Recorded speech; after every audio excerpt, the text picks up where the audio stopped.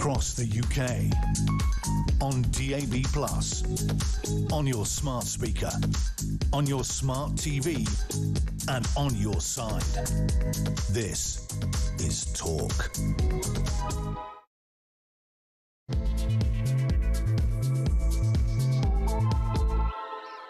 Very good afternoon to you. Just gone 4 o'clock. We're live across the UK. Talk, of course, the home of free speech and common sense, and my energy values or even levels are right up there. This is day 4 of a 10-day shift, and tomorrow morning at 6 a.m, you lucky, or I should say unlucky people, breakfast with Jeremy Kyle. My God, but drive time first. Loads to talk about. Loads and loads. Thank you for tuning in.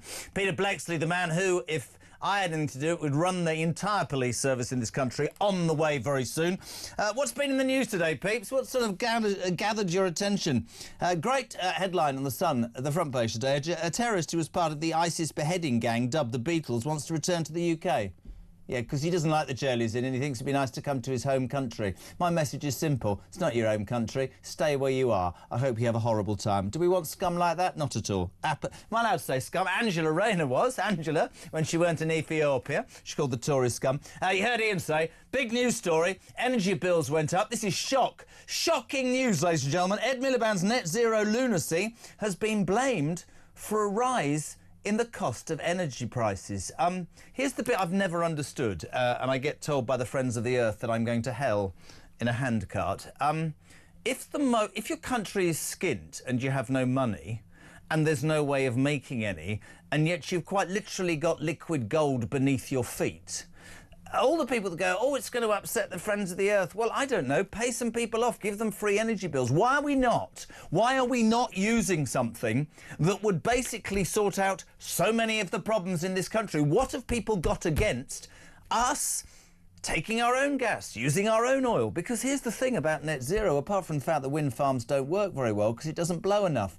Because it doesn't blow enough, if you have tuned in, this is a news programme, not what you're thinking, then you have to import that energy from another country at greater cost. So even if you're not as good at, economics like Rachel Reeves, you would surely work out that importing electricity or oil and gas from other countries when it's beneath the ground is insane madness. What do you think of that? 0344 499 1000. We spent yesterday talking about the backlash the Labour Party is suffering over the ECHR. Nigel Farage put out his way of dealing with the illegal migration crisis, mass deportations, although I think the word mass needs to be talked about. We'll do that again today. Big names from the past of Labour, Jack Straw, Sir David Blunkett coming out yesterday and saying we need to do something about this. This is becoming an absolute ludicrous situation. I also want to ask Peter Bleksley what he thinks of the fact that 280,000 crimes, ready for this, went undetected last year. That's what the police have found out. It's quite shocking. They managed to investigate that and come up with a number, because it strikes me they don't investigate many crimes. And perhaps my favourite story for Thursday afternoon, ladies and gentlemen, is the shocking news that woke theatre bosses are due to warn audiences ahead of the stage adaptation of Bram Stoker's Dracula. And the trigger warning says as follows: there will be blood involved. The world's gone nuts. It's 4:05. We're live across the UK. 0344 499 1000 on the phones. Text 87222. Jodie's here. Ryland's here. Sam is here, the Charlton fan. I tried to have a go and he just went West Ham. Here's the man who's also depressed by his football team. Peter Bleksley, a Queen's Park Rangers fan. We're in the poo, both of us, aren't we? Moving swiftly on, if we may. No, West Ham are rubbish. And what did you lose, 7-1? 7-1. Were you there? No, fortunately. Oh, you're not happy? It was the first game I've missed this season. So that was good. I'd seen the previous 3 and I knew what was coming. Really but bad. I had a work commitment, so I couldn't get up there, unfortunately. Good man. Lovely to have you on. Where do you want to start? Do you want to start with the fury that is understandable as the ISIS Beatles beheading gang terrorist Ringo applies to return to the United Kingdom? I can only think about the victim's family. Talk about insulting them. And I suspect, knowing this government, they'll allow him back, right? Well, we can currently console ourselves when we think about the conditions he's being held in the US. Horrible. At the moment. Yeah. Yeah. A concrete box, in essence. Good. Which you can't escape from. No. It's an escape-proof prison thus far. And he's held in very, very basic circumstances. Good. With very, very few comforts. In fact, none. Somebody described the place as being designed to send you mad or But would you not have to be mad to behead people? or kill you. Yes. I mean, I don't mean to be disrespectful. I mean, not your average person goes around and goes, I'm sorry, I'm having a particularly bad day, I'm going to behead you. No. So whilst the conditions in which he's held is of some crumb of comfort to relatives that he did butcher, slaughter, and they did, of course, video the beheadings, remember, and share those videos. That's how sick these people were. Evil. Yeah. So the family of the victims are able to try and rebuild their lives to a certain extent, safe in the knowledge that he's incarcerated in very, very harsh conditions a very long way away. Yes. But now, under a prisoner transfer scheme, he has applied to be repatriated back to the UK. And of course, it is of considerable concern that he might end up in Belmarsh, for example, surrounded by fellow Islamist terrorists. Is that the prison? I saw a programme on that once where there's a prison inside a prison for the worst. Yes. But Robert Jenrick, who has taken quite a few plaudits for the stance that he's taken. He was responsible in 2018 as Shadow Justice Secretary. No, Shadow Justice Secretary now. He was said in 2018 we stripped him of his citizenship precisely that he never sets foot on British soil again. How can anybody even begin to imagine that this should be entertained? This should be thrown out. This evil, heinous human being killed people. That makes your skin crawl, doesn't it? Yeah, but of course, if Donald Trump writes to Keir Starmer and says, please take this prisoner off us. Why would Trump do that? Because he's deported many, many criminals in recent times. He did largely what he was elected to do. He's closed down the borders and he's booted out many, many illegals. So this guy's criminals. using the whatever his name is. What is he called? El Shafi El Sheikh. Yes. Yeah. So under this transfer scheme, a prisoner transfer scheme, he's applying to come to the UK because he knows he'll be held in much more comfortable circumstances in a UK jail than he is where he's currently incarcerated in a concrete box in the middle of the Rockies. And so there is the issue, isn't it? Because Trump has come to power saying, I'm going to deport foreign criminals. We put ourselves in a position where Reform this week stood up and said foreign criminals will be deported. Yep. We, at this moment, might be on the receiving end of a piece of scum who might be sent back to this country. Only to live in more comfortable prison circumstances than he currently endures. While we're on, law and order, the police watchdog, which is the organisation that's supposed to look at where it goes wrong, has discovered that more than 280,000 crimes went unrecorded last year. Does that mean, what does unrecorded mean? Right, so picture the scene. You have your car stolen, for example, OK? Yes. So you ring up the local police and you report that crime. Yes. OK? On 280,000 occasions last year, the police did not then record that crime. So victims... Oh, people phoned up and the police did nothing? And seeing police face to face, and they are reporting crimes to the police that the police do then not record. So how does that happen under the auspices of being a law and order organisation? Because, quite frankly, they're useless in that regard. So when... They don't even record it. They haven't recorded these crimes. Absolutely dreadful. Right, so they don't get investigated because they're not recorded. They don't feature. And nobody in a higher authority would think that is letting down the tax-paying British public who are paying for this service? Well, His Majesty's Inspectorate of Constabulary, Fire and Rescue Services, to give them their full, if rather clunky title, have, of course, today declared this staggering figure, pointed out that the police... guess what? Need to improve their performance. Sorry. Need to improve their performance. Yes. Oh, don't you just 280,000 people phoned and said, my car's been nicked, I've been attacked, I've been assaulted, I've had something nicked. And the police... Antisocial behaviour. It's not that they didn't come round, they didn't even damn well record it. They did not record those as crimes. So, consequently, there was not one single investigation. Now... So we're talking about crime that has been reported, but not recorded.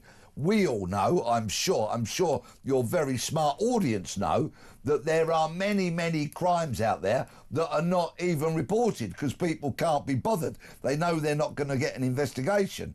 And, of course, 280,000 times they weren't even recorded, so they wouldn't get an investigation. On a serious note, because people that listen to you and I say we get more and more exasperated. From a person who did this, from a person whose DNA, I think, would be full of the desire to go against wrong and bring people to justice, what I call a proper, true, old-fashioned copper.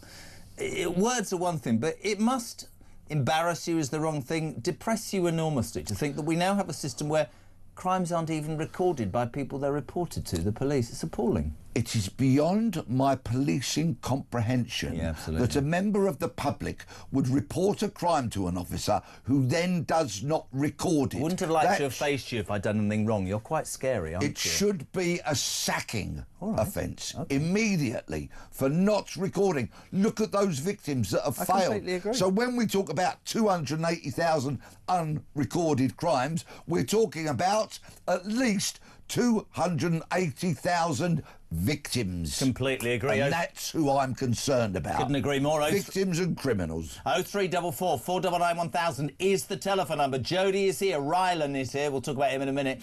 What do you make of what PB's just said? Quite right. 280,000 crimes unrecorded. The police don't even bother to make a note. What do you think about the ISIS Beatles gang member, Jihadi Ringo, who wants to come back because he doesn't quite like how hard the jail is in the United States? Why don't we send a few migrants to that jail? Let's talk about Ed Miliband, who has to be the biggest... Mike got into trouble for using that word yesterday. Honestly, I mean, I think... What I can't understand about Ed Miliband is an awful lot, actually, genuinely, when he speaks. But when he was the leader of the Labour Party, he was so utterly appalling and so incapable of really... intelligent thought and any sort of plan an idea and was thrown out. Lost the election massively. The Energy Secretary, who made it his absolute thing, didn't he? We're going to lower energy bills. Energy bills went up again yesterday. Yep. Now people are going, maybe net zero, which is going to cost us billions, despite the fact that we're skint, is lunacy. Of course it's bloody lunacy. In basic layman's terms, Pete, if wind farms and the ilk can't create enough electricity and you have to buy it in at a greater cost, which raises bills, can you please tell me, apart from upsetting the friends of the earth, do the people really give a toss? Because I don't understand this. Oh, we should be net zero. Mike, bless him, on a plane right now to the United States, about 6 months ago came up with the greatest answer, a question I've ever heard on this station. You know what he said? He said, what does exactly happen when you get to net zero then? Do you get a medal and then they say, oh, you've got to be at -1? Genuinely, what happens? What does it mean? Yeah. What does it mean, Pete? We're skinting ourselves on the altar of some rubbish ideology. Just for a moment, I'm not going to speak about moribund Miliband. Great word. But on this subject, OK, I like smart people, generally speaking. You know, clever, intelligent people. Is that why you're on with me this afternoon? Yes, indeed. Yeah. That put forward great advances in medicine. Yes. The great generals and brigadiers that can land a rocket on the moon. Those kind of clever, smart people I like. Now, clearly, some clever-ish people invented these wind turbines. Yes. And an associated system for getting the power that they generate... I like what you did with your hands. ...into some kind of form whereby it can be used in people's houses. Yes. So far, so kind of good. Yes. But what these people then did is they haven't created a system whereby when it generates too much power, because they do, right? They generate too much power. Because it's windy. And they can't get it to where it needs to be used. It's wasted. So they're rather stupid, aren't they? Yes. They're really not clever. They're stupid. But it gets worse. Yes. You have to pay to turn the wind turbines off. Yes, yes. Right? I mean, there's no sense in any of it. No. You can't store it. You can't turn them off. You have to import it. It's honestly, does nobody have any common sense anymore? I've got a figure for you. Oh, jeez. Guess how much it cost to turn them off and then turn on the gas-fired stations that you need to power up the energy. Guess how much it cost in a year? 800 million quid. 815, very good. I didn't know that was a guess. Wasted Wind, an online tracker from supplier Octopus Energy, calculated it at 815 million quid down the Swanee. Well, not really down the Swanee, off into the air. Yes. Almost as much as this programme. £815 million worth of wasted wind. What I don't understand is when we have this argument about, you know, I watch Miliband and his ilk, and they go on about how, for the future. For the future of this country and for the future of this world and for climate this and climate that, we need to change. We need, you know, yes. Let's move away from renewables, blah, blah, blah. Yes. But as he does this, nobody wants to buy an electric car. Nobody wants a heat pump. The majority of people in this country who are as frustrated by this as they are about the migrant situation look at their government and look at a mass of politicians and think, are you devoid from all sense? Because it doesn't make sense. I made a point in the introduction. What do you think about that? Why don't we just frack? Why don't we say to the people who are worried about the ground or their houses nearby, you can have free energy? Why, when we've got, I know Trump called it liquid gold, I think he's dead right. Why, when it's underneath the ground, are we not utilising that as a country? Why are we not using an asset? Why is that so heinous? I say this to people and they go, oh, what about this wonderful country? It's skint, it's on its arse. It needs, I think, putting on the upright, doing something to improve where it's at for the lives of the people. And I don't understand when you've got a natural, you know, resource, valuable natural resource. Why wouldn't use it? Drill, baby, drill. See, honestly. Get out into the North Sea. Yeah. Because of course we have decades of excellence and experience in removing oil and gas from beneath the North Sea. Decades and decades of absolute world-leading experience in Aberdeen, throughout Scotland and further afield. These people are brilliant at doing it and are sitting there ready and waiting to do it. But no. Miliband with his pathetic little banjo. Do you remember? Sorry to trick you. Do you remember? When I'm going wing farms in your profession, I work hard and I'll rarely stop. Yes. The reason is I'm Miliband and I am a total... What? Please, I can hear people turning their radios off as you sing. All four of them. Right, OK. You're not saying I've got a good voice, then? I know you've got your tour, but Mike and I are going live as well. Don't give it all that stuff. It's not a great singing voice, is it, really? In all honesty? You know, I mean, I'm not saying I have a singing voice, but... Mrs. Blexley's told me about what you do in the shower. It was Mrs. Blexley's birthday yesterday. What did you get her? We went fishing and then we had a jolly up in the evening. Sorry, hold on a minute. You went fishing? Yeah. You took your wife fishing? Yeah. Is this coarse fishing? Yes. Did you catch anything? Yes. What? And I've got photographs. What? Carp.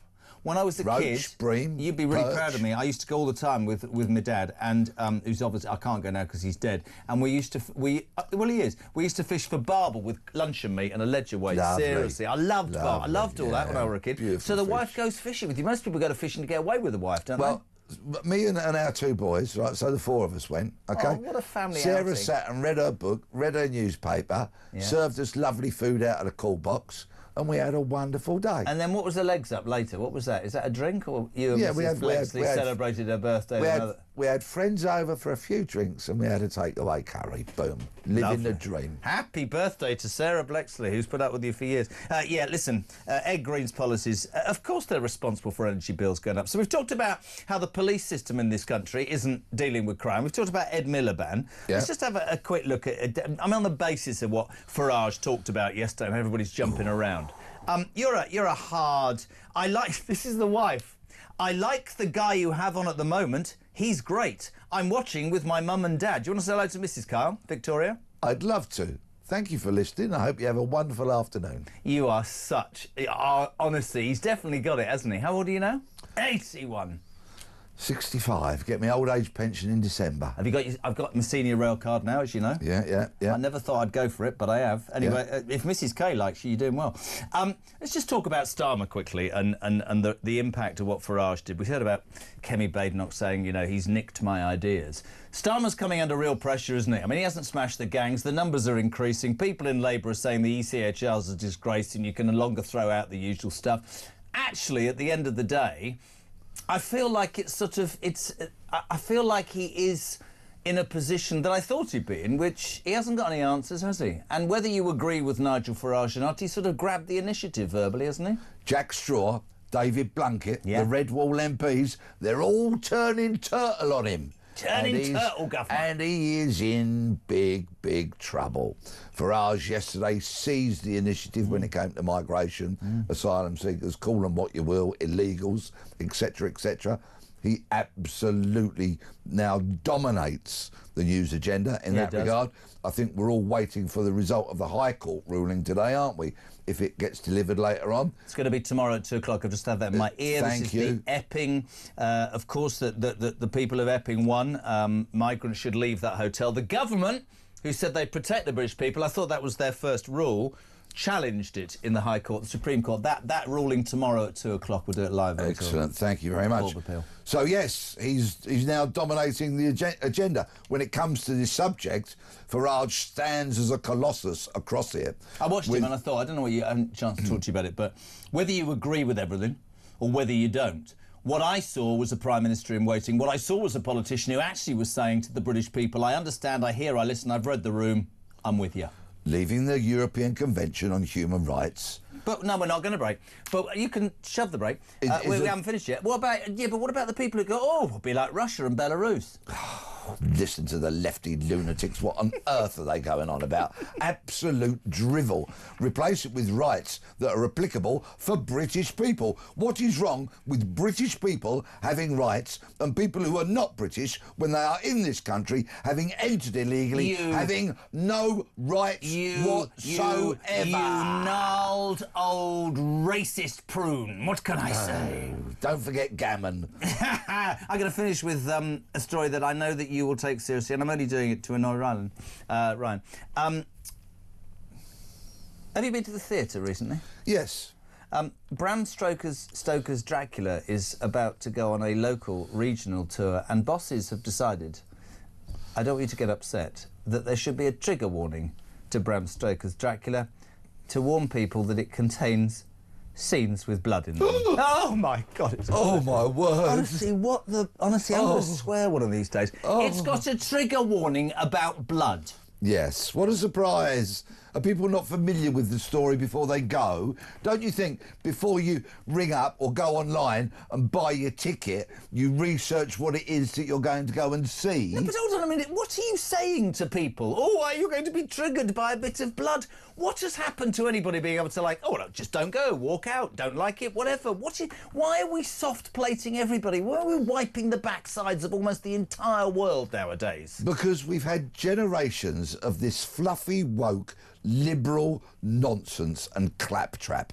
It's why, in so many regards, the country is falling apart. It's why people who choose to sit on their sofa wearing possibly urine-stained jogging bottoms all day and watching television sometimes get more money than people who get up and go to work. Completely agree. It's a nonsense. There's a woman or a man called Mr. Williams who wanted to ask that when you took Mrs. Blexley and got your rod out yesterday, did you... I'm just reading... Did you have a fishing licence? Did you have a rod licence? You didn't break the law, did you? Bearing in mind it was me that brought about Mr. Lammy's difficulties on that front. That's very true. You can absolutely guarantee that, yes, we all had valid rod licences. We love you. We love having you on. The audience love you. And most importantly, Mrs. Carlyle loves you. So where are you off to? My house? You see what I mean? I'm a happily married man, thank you. Do those two words go together? Sam, do they go together? Happily and married? We're all going, not quite so sure. They do in my house. They do in yours. I'm just thinking about me father-in-law right now, sat surrounded by women. 0344 499 1000. Thank you to Peter Blexley. It's Talk Drive. It's 4:25. I'm back in 3.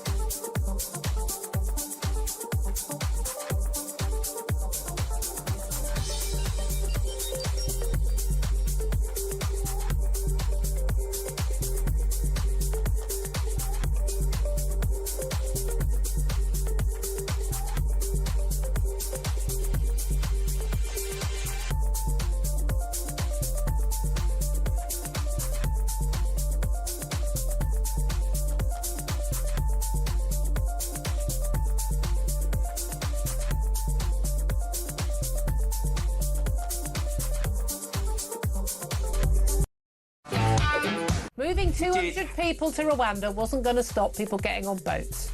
It was going to be a significant impact in terms of people knowing that they would be refused entry on a permanent basis to the UK. We spend a lot of money on it. Julia, I served on the committee. I was in Parliament. I know the 250 people. It was 250 people being sent to Rwanda was not going to deter 28,000 people arriving.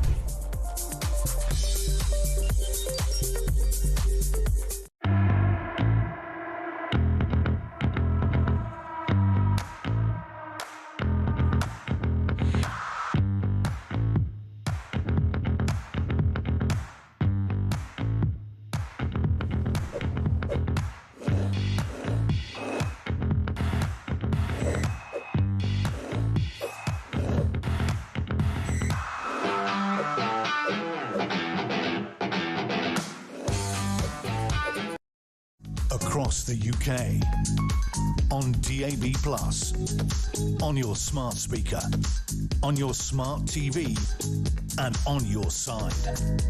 This is Talk. Welcome back, 4:28. We're live across the UK. You want to be part of the debate, as ever, please get involved. 0344 499 1000. Text to 87222. Good afternoon to Lee in Birmingham. Jez, I was very surprised to see you on today. I'm glad, basically, because not only are you on, I get to ring up our Jodie. I'll catch you in the morning. Yeah, if you haven't heard the news, back on breakfast, 6 o'clock tomorrow morning. Mike's heading to America. You unlucky people. Jeremy Kyle in the afternoon. In the morning, it's Christmas already. It's not really. Starmer and co. allow this ISIS terrorist back in. They should be arrested for endangering the British public. David in Worthing. Good afternoon, Kevin. It's not Kevin O'Sullivan. He's on holiday. Why doesn't Starmer just tell Trump to execute that piece of... Yes, it would save the airfare, and it's not as if he'd be a loss to the human race. Couldn't agree more. F. Thompson. Why would you say... What does that mean? F. Thompson. Is that Mr. F. Thompson? Mrs. F. Thompson? If the police can't be bothered to record the crime I reported, why am I bothering to pay my taxes to keep them employed? F. Thompson, I absolutely agree with you. Neil, no way should Jihadi Ringo be allowed to be in prison. He should be larded around with special dispensations of worship by all the inmates, only to preach them Islam and recruit more. Yeah, you could be right. Joanna from Salisbury. Jez, I'm so done. We don't want Jihadi Ringo back to the UK, to our cushy prisons. He has no UK status. Isn't Trump sending such prisoners to Guantanamo Bay or El Salvador? We need to build a supermax prison. Yes, yes, yes. Paul endorse it. Jez, 285,000 unrecorded crimes. Now you know why the left say crime is being reduced. Yeah, good. Linda in Deal. Do you know where Deal is, Ryan? Kent. Come on, get with it. These terrorist scum should be given the death sentence and not cost law-abiding citizens another damn penny. Problem solved. Don's in Chelmsford. Crazy Ed Miliband fits in really well with Starmer and Rees. The three bloody stooges. Heat pumps can't provide hot water, so you have to add the added expense of buying a hot water storage tank. I don't think anybody... Does anybody want a heat pump? Do you want a heat pump, Ryan? Jodie, do you know what a heat pump is? Sam, are you still washing? It's all going on. He's got babies and got time to wash like me. What's this? I'm a 45-year-old Scotsman. Why are these MPs getting away with lying blatantly to our faces? What? They kicked Boris out for eating cake. Look at what Labour are doing. They're running our country into the ground. And a Labour MP in East Kilbride near myself just said anyone that opposes illegal migrant hotels is a coked-up... Right, what? He's a coked-up yob. Wow, how nice. Can you tell me who that is? Jezza and Peter for PM and Deputy Prime Minister. I don't think Mike Graham... No, got a Mike there. Stephen Kimberley in Nottinghamshire. Will Mr Blexley be having a trigger warning on his tour? I think you might bloody well need one. 0344 499 1000. Our partners in crime, we love them. Good afternoon to the political editor. I nearly got that right. Of the Sun on Sunday, Kate Ferguson. Welcome to Drive. How are you? Hello. Thanks for having me. Always a pleasure, never a chore. The headline of the Sun today. I know that there are certain people, I'm sure, in the mainstream media that probably look at that and they listen to this and they think, oh, come on. But I cannot in any way comprehend how this is even possible. I know that Trump is sending criminals back, and that's a slight issue. This man had his citizenship revoked in 2018. This piece of crap, excuse my French, murdered heinously, beheaded and showed videos of innocent victims. Why are we even having a debate? Surely, and people won't want to have this debate, I mean, I don't even think he should be at liberty. I don't think he should be alive, but I don't even know how this can be where it's at, do you?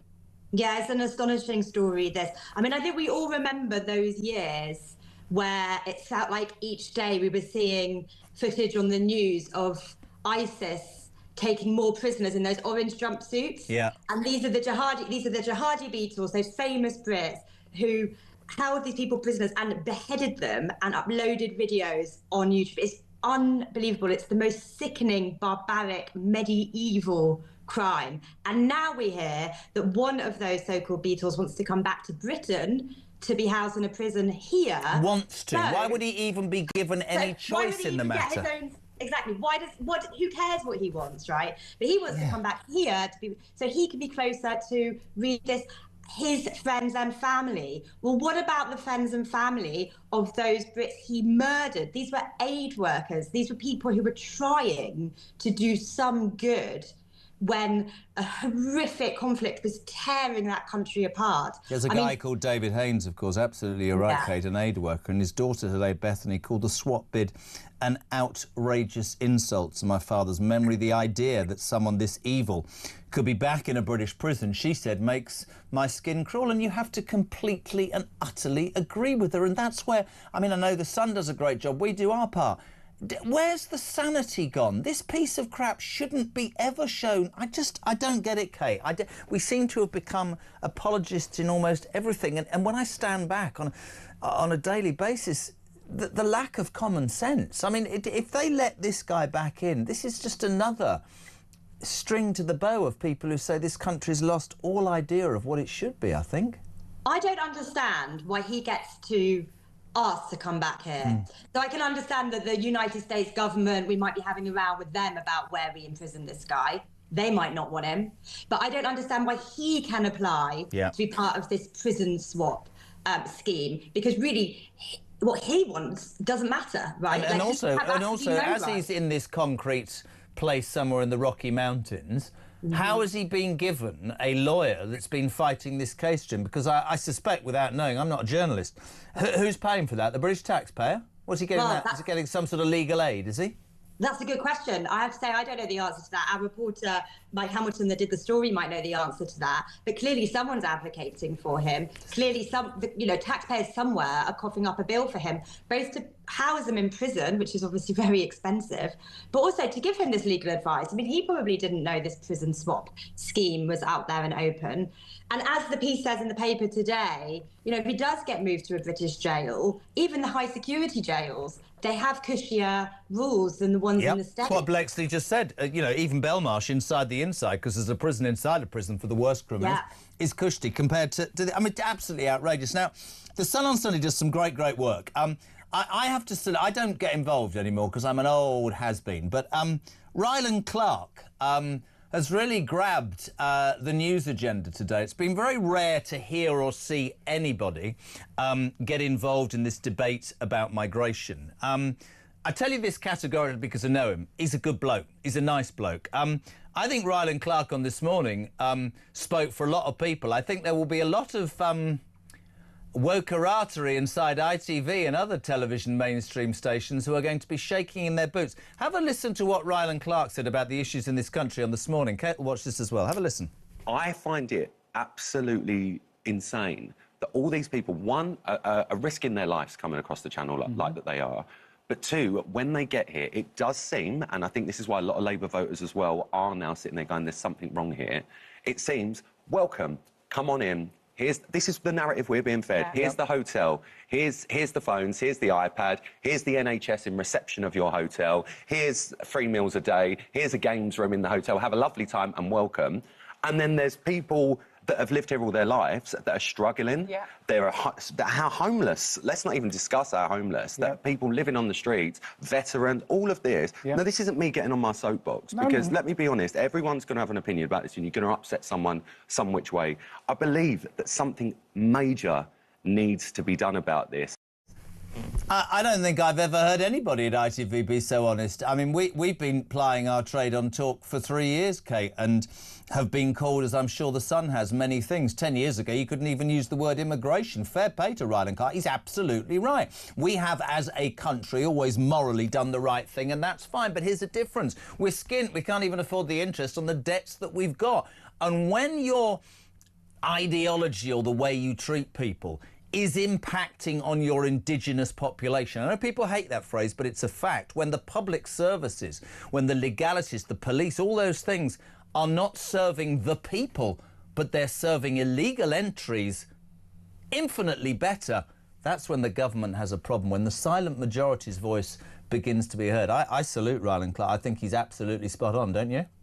Yeah, I mean, what Ryland did there, I think, is speak for a massive proportion of the country. And that he's saying it on, I mean, this is ITV's This Morning, right? The kind of staple of breakfast TV, that kind of mid-morning breakfast TV for years.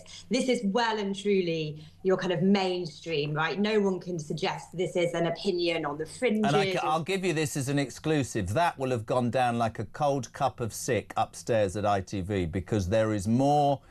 There's huge wokeness in that, and many news organisations, and I understand that. There are many people in mainstream news and television stations who would think that what he said today is outrageous. I'll be very interested to see what the... I was going to say this to you, actually, what the kickback will be, because I undoubtedly believe, as you do, he'd have public support on his side. I think he will have public support on his side, and that segment is the kind of, that's the let's catch up on the headlines, knock them about. It's an opinion segment. So he would have been allowed, I would have thought, to air his opinion there. I know other presenters have on other topics. So I don't think it would be so much a kind of broadcasting impartiality kind of issue. But I was going to say, I just think that we're reaching a point now where the public mood has really shifted. We've seen story after story of immigration tribunals and those judges let people stay here even though they have criminal records.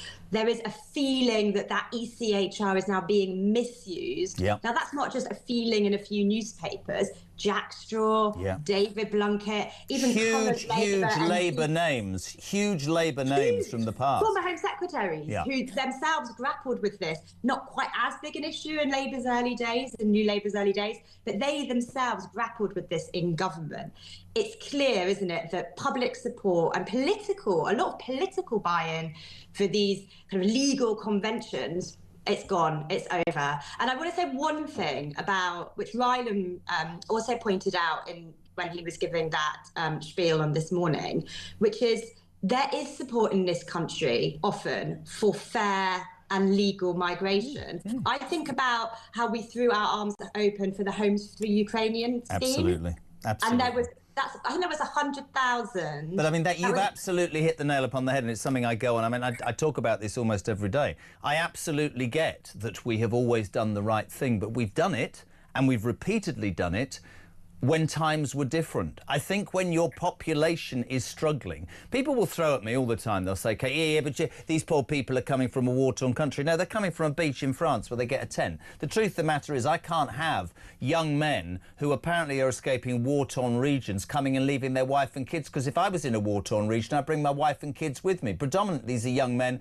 who come here because they know that we are a soft touch and the pull is far greater than any other country. I think that's been ignored. It's let go until the population can't see a doctor, can't see a dentist, can't get a crime recorded by the police. 280,000 today. You know, a man at Times Radio has 6 people arrive at his door because on a WhatsApp group he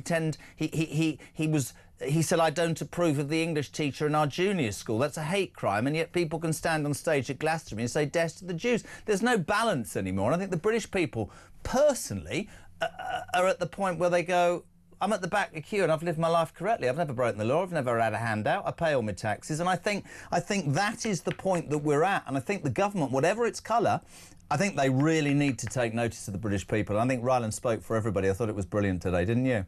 Yeah, I mean, I do agree that I think is at a breaking point. It's about people think that their public services are falling over, can't get a doctor's appointment, can't get a dentist appointment, can't get social housing. But it comes down to that thing I was going to say, which is fairness, playing by the rules. Like any government, whatever political colour, has to try and restore order to our borders, because no state in the modern world can allow a situation where thousands and thousands and thousands of people arriving on dinghies just goes either goes unchallenged or when they're here, absolutely. Surely, asylum. Surely, the number one task, responsibility of a government is to protect its own people, be it by the police or its borders. Kate, I could talk to you all day. I so appreciate your time on a Thursday afternoon. The excellent sun on Sunday. Well, strangely enough, be back on Sunday. Kate Ferguson, political editor there. Thank you very much indeed. Still to come, Will Geddes.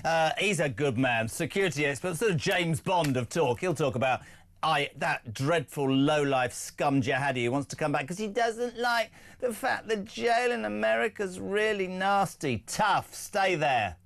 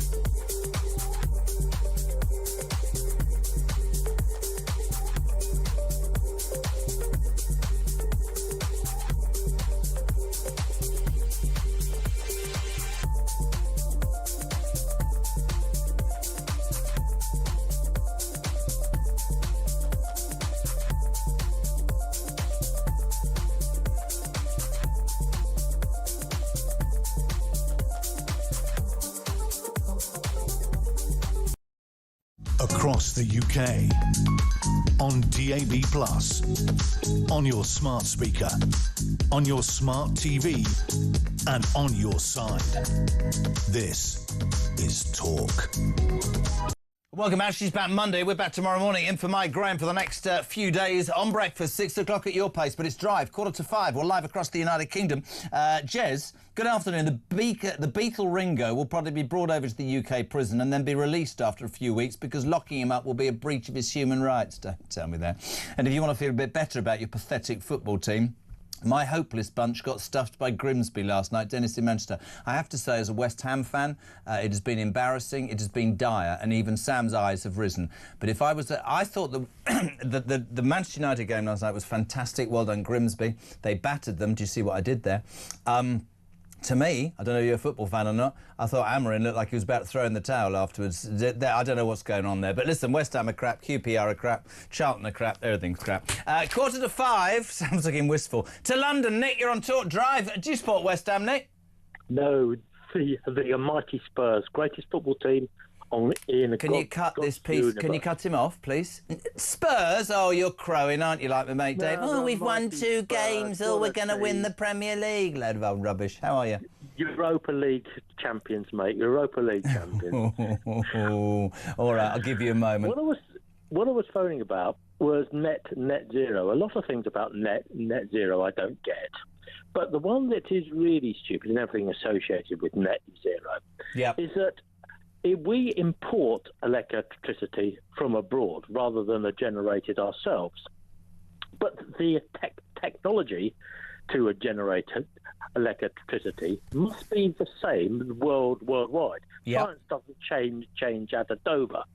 So the fact that we are importing electricity, say from France, say using nuclear power, doesn't improve the global climate crisis, assuming such exists. No, it doesn't. Improve it one job. No, and and you make a really salient point, because I can sit here and I can talk about the financial implications as you try and follow this crazy net zero tosh that puts us billions still further in debt. The morality of we must protect the future, so we're not going to frack, we're not going to drill, we're going to use wind farms. And when you say to these people, seriously, Nick, you say to them, listen, there's two problems with the wind. If it blows too much, it costs too much to turn those bloody things off if we can't store it. And if it doesn't blow enough, we have to import it, and that costs more. And they go, yeah, but you're getting it wrong. You're not thinking about what impact's going to have in 100 years. And I perhaps at this point will probably be called every name under the sun.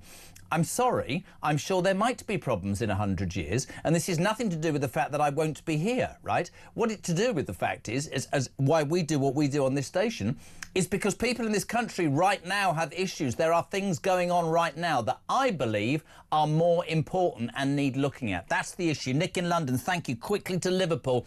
Dan, you're on Talk Drive. Red or blue, me old son? Hello. Red or blue? Red or blue? Oh, 100% red every time. Oh, Jodie's cutting you off now. She's an Evertonian. What you got for me, Dan?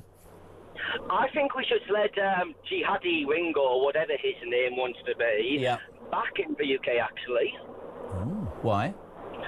I think what we should do, we should introduce something called Martha's Law in the UK, like they did in America. Every single left-wing person in every left-wing city, if you want these people, you can have these people and have responsibility for them. I don't want scum like that on the streets of my country, however bad my country is going. I don't want them in our country as well. And Jeremy, I want you to be 100% honest with me. I don't want to be a bad person, but the stage it's getting to now, every left-wing person who wants these people, maybe my heart's becoming stone now. I don't think it's becoming stone. I think you are saying and feeling what so many of us are feeling, which is that we're actually able to speak and feel and say things that we never thought we'd be able to, my friend. I'm saying this as a son of a legal immigrant, and I know people, I'm mixed race, I've got Arab roots, and every time these people on the left, they cheer, they support people who do bad things. It puts a bad name on myself and good, honest people, and I am sick to death to the point where if you want it, like Tony Blair said, we need to stick their nose in diversity if they're going to be accepting it. And I'm sorry if that makes me a bad person. No, it doesn't. You have every right to your opinion. Dan in Liverpool, thank you very much indeed. 10 to 5. We're live across the UK. The story that dominates is the terrorist who was part of the ISIS beheading gang dubbed the Beatles. He's known as Jihadi Ringo, wants to return to the United Kingdom because he doesn't like how severe and horrible his jail in America is. For us, the issue is, and we've said it, we're going to deport criminals. Trump wants to deport criminals. Is that piece of scum going to come back here? Next, the man who knows everything there is to know about security. We'll get it next on Talk Drive.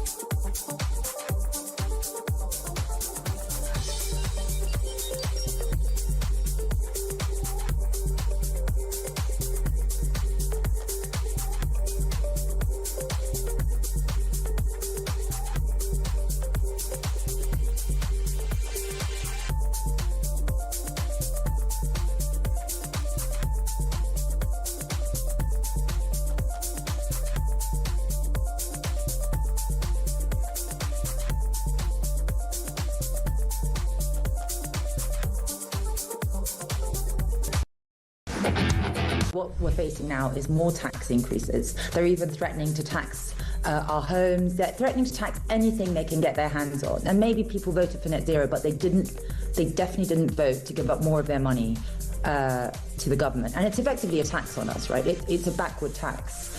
While families choose between eating and heating, Labour's plan is to just drive bills through the roof and to chase some net zero while China opens a new coal plant every week. Yeah.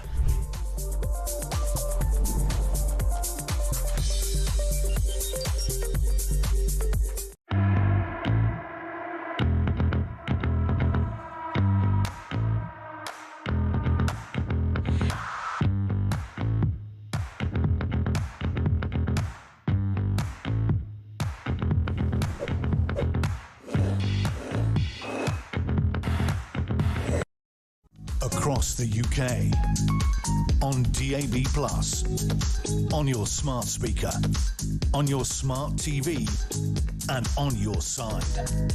This is Talk. I wish you could have been part of the last thing that Jodie just said to me. There we go. We say a very good afternoon to the legend that is Will Geddes, security expert, my mate, and he's looking as cool as ever. Are the rumours true that the James Bond opportunity still offers itself to you? Well, you know, you don't necessarily have to believe the rumours, Jeremy, but who am I to dispute them? We do plank a lot. We work together. I think we share the same views. This story about the terrorist, part of the ISIS beheading gang, dubbed the Beatles, known as Jihadi Ringo, who, and I quote, Will, to the fury of almost anybody with a brain cell in this country, has decided that he doesn't like where he lives in America in a concrete tower in the middle of the Rockies with absolutely no, you know, human rights, quite right, because he beheaded people and videoed it. This is a man who, despite having been stripped of his citizenship in 2018, wants to come back to a cushy English jail. Why are we even entertaining this conversation? I don't know where to start, Jeremy. I agree with you entirely. It's insane, but unfortunately, it's something that is open by the Home Office to British nationals who are overseas. But having said that, he was stripped of his British nationality, so he is without state. So much like Shamima Begum, she is not permitted to come back to the United Kingdom, has no rights as a British national, and nor does he. So this may be all a bit of puff and PR at the moment, and probably, I would like to hope, won't result actually in him returning to the UK. It's really interesting, isn't it? Because one of the things I was saying to Kate Ferguson, the political editor of The Sun on Sunday, was I want to know from his horrible little hellhole in America how he would know about this loophole, which means yet again, my friend, presumably some left-wing human rights lawyer, probably paid in the UK by us, is giving this piece of scum that information, which to me makes it even worse. Yeah, absolutely. And I mean, and there is something which I think is a very, very open subject, Jeremy, I think, which needs to be debated, which is about people being entitled to a legal defence, but also those that are perhaps operating in a more proactive capacity with people like El Shafi El-Sheikh, otherwise known as Jihadi Ringo, and giving him the opportunities to say, oh, yes, we can try and fight this. And if we're going to fight this or petition for this return to the United Kingdom, who's going to pay for it? Because I know that legal aid now is not as readily available to British nationals as it used to be. And I think there needs to be exceptions made to individuals that are without state, i.e. not British nationals, and B, convicted of terrorism offences. I agree. Out of morality, I'd love to ask the legal profession, because, you know, the sort of left-wing human rights lawyer that you and I come across so often on this station, who talk about people's rights, I'd like them to speak to Bethany, David Haynes, the aid worker who was beheaded, who had to see that online of her father, who says the idea that someone this evil could be back in a British prison makes my skin crawl. I'd like one of those left-wing lawyers who go, oh, well, he's got rights, and I'm on £800 an hour. I'd like them to speak to Bethany Haynes and try and explain, because surely with certain behaviour, Will, you lose the right to not only your liberty, but any advantage. He shouldn't be even given any representation at all, paid by anybody. He should be left in a hole to curl up. Sorry, that's the way I feel. I agree. Don't behead people and want to be treated in a nice way. Yeah, and I think, to add to that, Jeremy, the fact is that Jihadi Ringo, with George, and there was Paul and John, and Paul was seen really as, John was seen as not someone who actually did a great deal, but Paul, George and Ringo, of the four Beatles, the British Beatles as they call them, or the ISIS Beatles, they were directly responsible for kidnapping, detention, torturing and also the beheading on video. Now, I think lawyers, much like us in the private security world, we have a moral and ethical decision to make as to who we work for. Yep. And my question goes out to, okay, everybody is justified or should be entitled to a fair defense.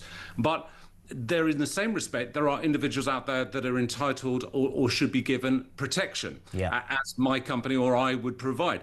But I can tell you, Jeremy, there are a few people over the years, maybe not that many, but there have been a few over the years where I haven't been able to be impartial. I've had to look at their situation, done our due diligence and gone, you know what?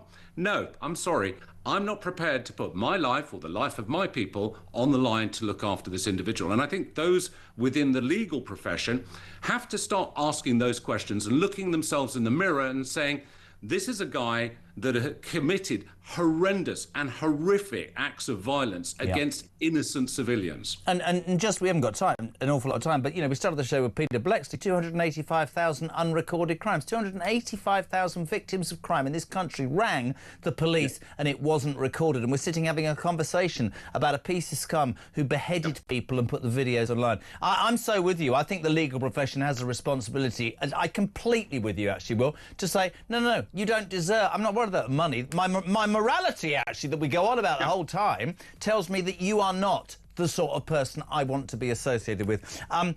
Just to add in, Jeremy, just very quickly, but I think there also has to be a question about the funding of this type of individual in terms of their legal defence. And they should not be drawing and seeping from taxes that we are paying for the defence of someone who's so reprehensible. Couldn't agree more. You'll always be my Bond. You know that. Jodie thinks you're definitely the next James Bond. We love you. Will Geddes, security expert. Good man as well. Almost 5 o'clock. We're live across the UK. News on the way. More of your calls. 0344 499 1000. And your text messages, please. 87 222. Start your message with the word talk. News next.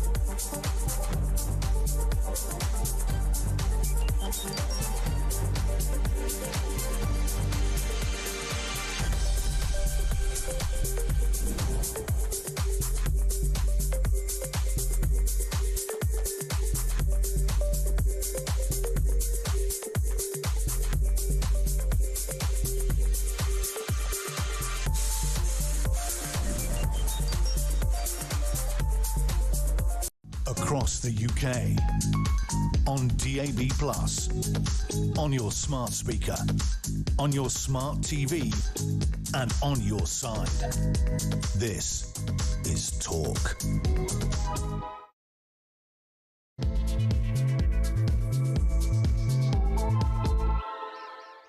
5 o'clock, it is Thursday. Yes, I'm here on a Thursday, and we're here tomorrow morning. In for Mike Graham, currently in the air, living the life of Riley, to be fair. Upgraded, enjoying himself, quite rightly too, off to the US for a few days. Back on breakfast with me tomorrow morning at 6 o'clock. You lucky people. 0344, or not so. 0344 499 1000, the only number you need. Text 87222. What are we talking about? How one of those vile jihadi terrorists who beheaded people and put the videos online wants to leave his horrible jail in America. It's terrible, it's concrete, it's horrible, and come back to a cushy British jail despite the fact he was stripped of citizenship about 7 years ago. I say keep the scum where he is. I can't have any of that. I'm sorry, it's beyond me. Ed Miliband today has been accused by several people of, I don't think your net zero policies are working, mate, and that's why energy bills have gone up. No, what's it, Sherlock? Keep saying it.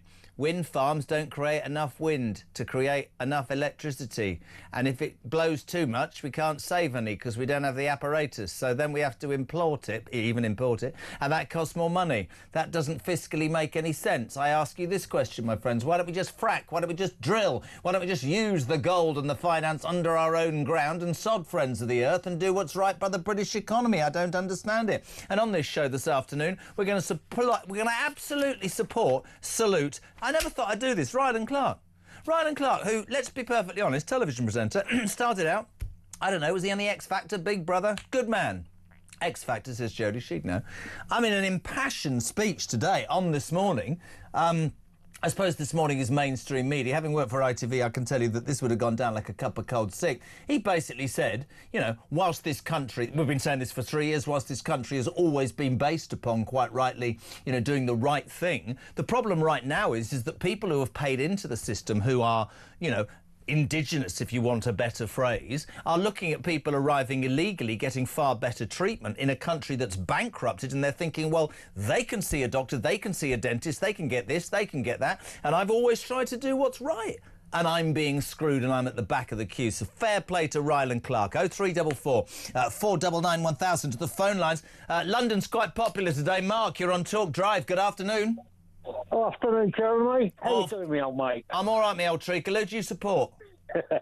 Well, funny enough, I watched that Ryland Clark, and I'll tell you what, he got a cheer from this house. Who do you support? I watched that Ryland Clark. Which football team do you support? The Whites. What? Fulham. Fulham? Yeah. Oh dear, it gets worse. Right, now, I didn't see the Ryland Clark thing, but having spent a number of years in such... I think we'll play... I'll tell you what, we'll play it, and I'll tell you why, Mark. Stay there, because for people... I'm honestly telling you this. An opinion like this isn't actively encouraged in certain news organisations. Have a listen. This was Ryland on This Morning. I find it absolutely insane that all these people, one, are risking their lives coming across the channel like that they are. But two, when they get here, it does seem, and I think this is why a lot of Labour voters as well are now sitting there going, there's something wrong here. It seems, welcome, come on in. This is the narrative we're being fed. Yeah. Here's the hotel. Here's the phones. Here's the iPad. Here's the NHS in reception of your hotel. Here's 3 meals a day. Here's a games room in the hotel. Have a lovely time and welcome. And then there's people that have lived here all their lives that are struggling. Yeah. They're homeless. Let's not even discuss our homeless. Yeah. That people living on the streets, veterans, all of this. Yeah. Now, this isn't me getting on my soapbox because, let me be honest, everyone's going to have an opinion about this and you're going to upset someone some which way. I believe that something major needs to be done about this. Unbelievable words, Mark, don't you think? Yeah. Random applause to Ryland. And I don't think I'd ever say something like that to Ryland. I really didn't. But the other thing is, I just hope this hasn't ruined his career, because you know what all the flipping top brass and all the TV companies are like. Oh, you can't go. No, I've got absolutely no idea what you're talking about, Mark. I can't imagine that anybody on mainstream television could have their career ruined by the top brass. Listen, what Ryland is talking about, though, and I think there is an important point to this, is it is not outrageous neither is it racist, neither is it bigoted, neither is it inflammatory, to point out in a very balanced way that we are at a critical point in this country. This country is skint, and we can no longer, under the guise of an apologist ideology, screw our own people whilst benefiting people who shouldn't be benefited. And I think it's really simple to say that. And I think that people that won't acknowledge that, Mark, are going to find themselves on the wrong side of the argument. But there are these, people call them woke, glitterati, lefties, whatever you want to call them. But for me, there's no reality. I don't like war. I don't like women being attacked. I mean, I said something yesterday which got picked up.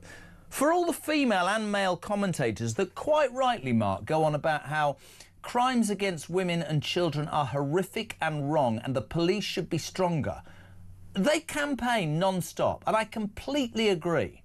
But where are they when the man, the immigrant on Dorset Beach, sticks his hands down the trousers of a 17-year-old girl? Where are they when that bloke who allegedly, and the court case is going on, in Epping? You've seen the videos. I saw somebody who I'm not going to name on a programme last night saying, well, if you're going to have a go at them, what about all the white men that do that? It doesn't matter the colour of the skin. I don't want to be in a country where men who I know haven't been vetted are getting away with doing that to young girls. I think that's disgusting. And I think Ryland spoke for the nation. Mark in London, thank you very much indeed. 9 minutes past 5. What do you make of what Ryland said? 0344 499 1000. Mark said, I hope it doesn't ruin his career. I think if there's any morality at all or intelligence, it'll do wonders for his career, but what do I know? Probably very little. The only Reform UK London Assembly member, a man who permanently seems to headbutt or butt heads with Sadiq Khan, who never takes up the challenge because he's not intelligent enough to answer him, is the wonderful Alex Wilson. Good afternoon, sir. How are you? Good afternoon, Jeremy. Very well, thank you, and thanks for having me on the show. Always a pleasure, never a chore. You're always sat by the stairs. I'm always worried. Are you always by the stairs there, just underneath the cubby hole? But it's good to have you on, friend. Can we talk, please, firstly, about this? Actually, let's go with the Ryland thing. Nigel made his speech, as he did on whatever day it was, Tuesday, talking about deportations, and it garnered, as we knew it would, huge amounts of interest. The Tories and Labour jumping up and down, other people welcoming. The debate is now set.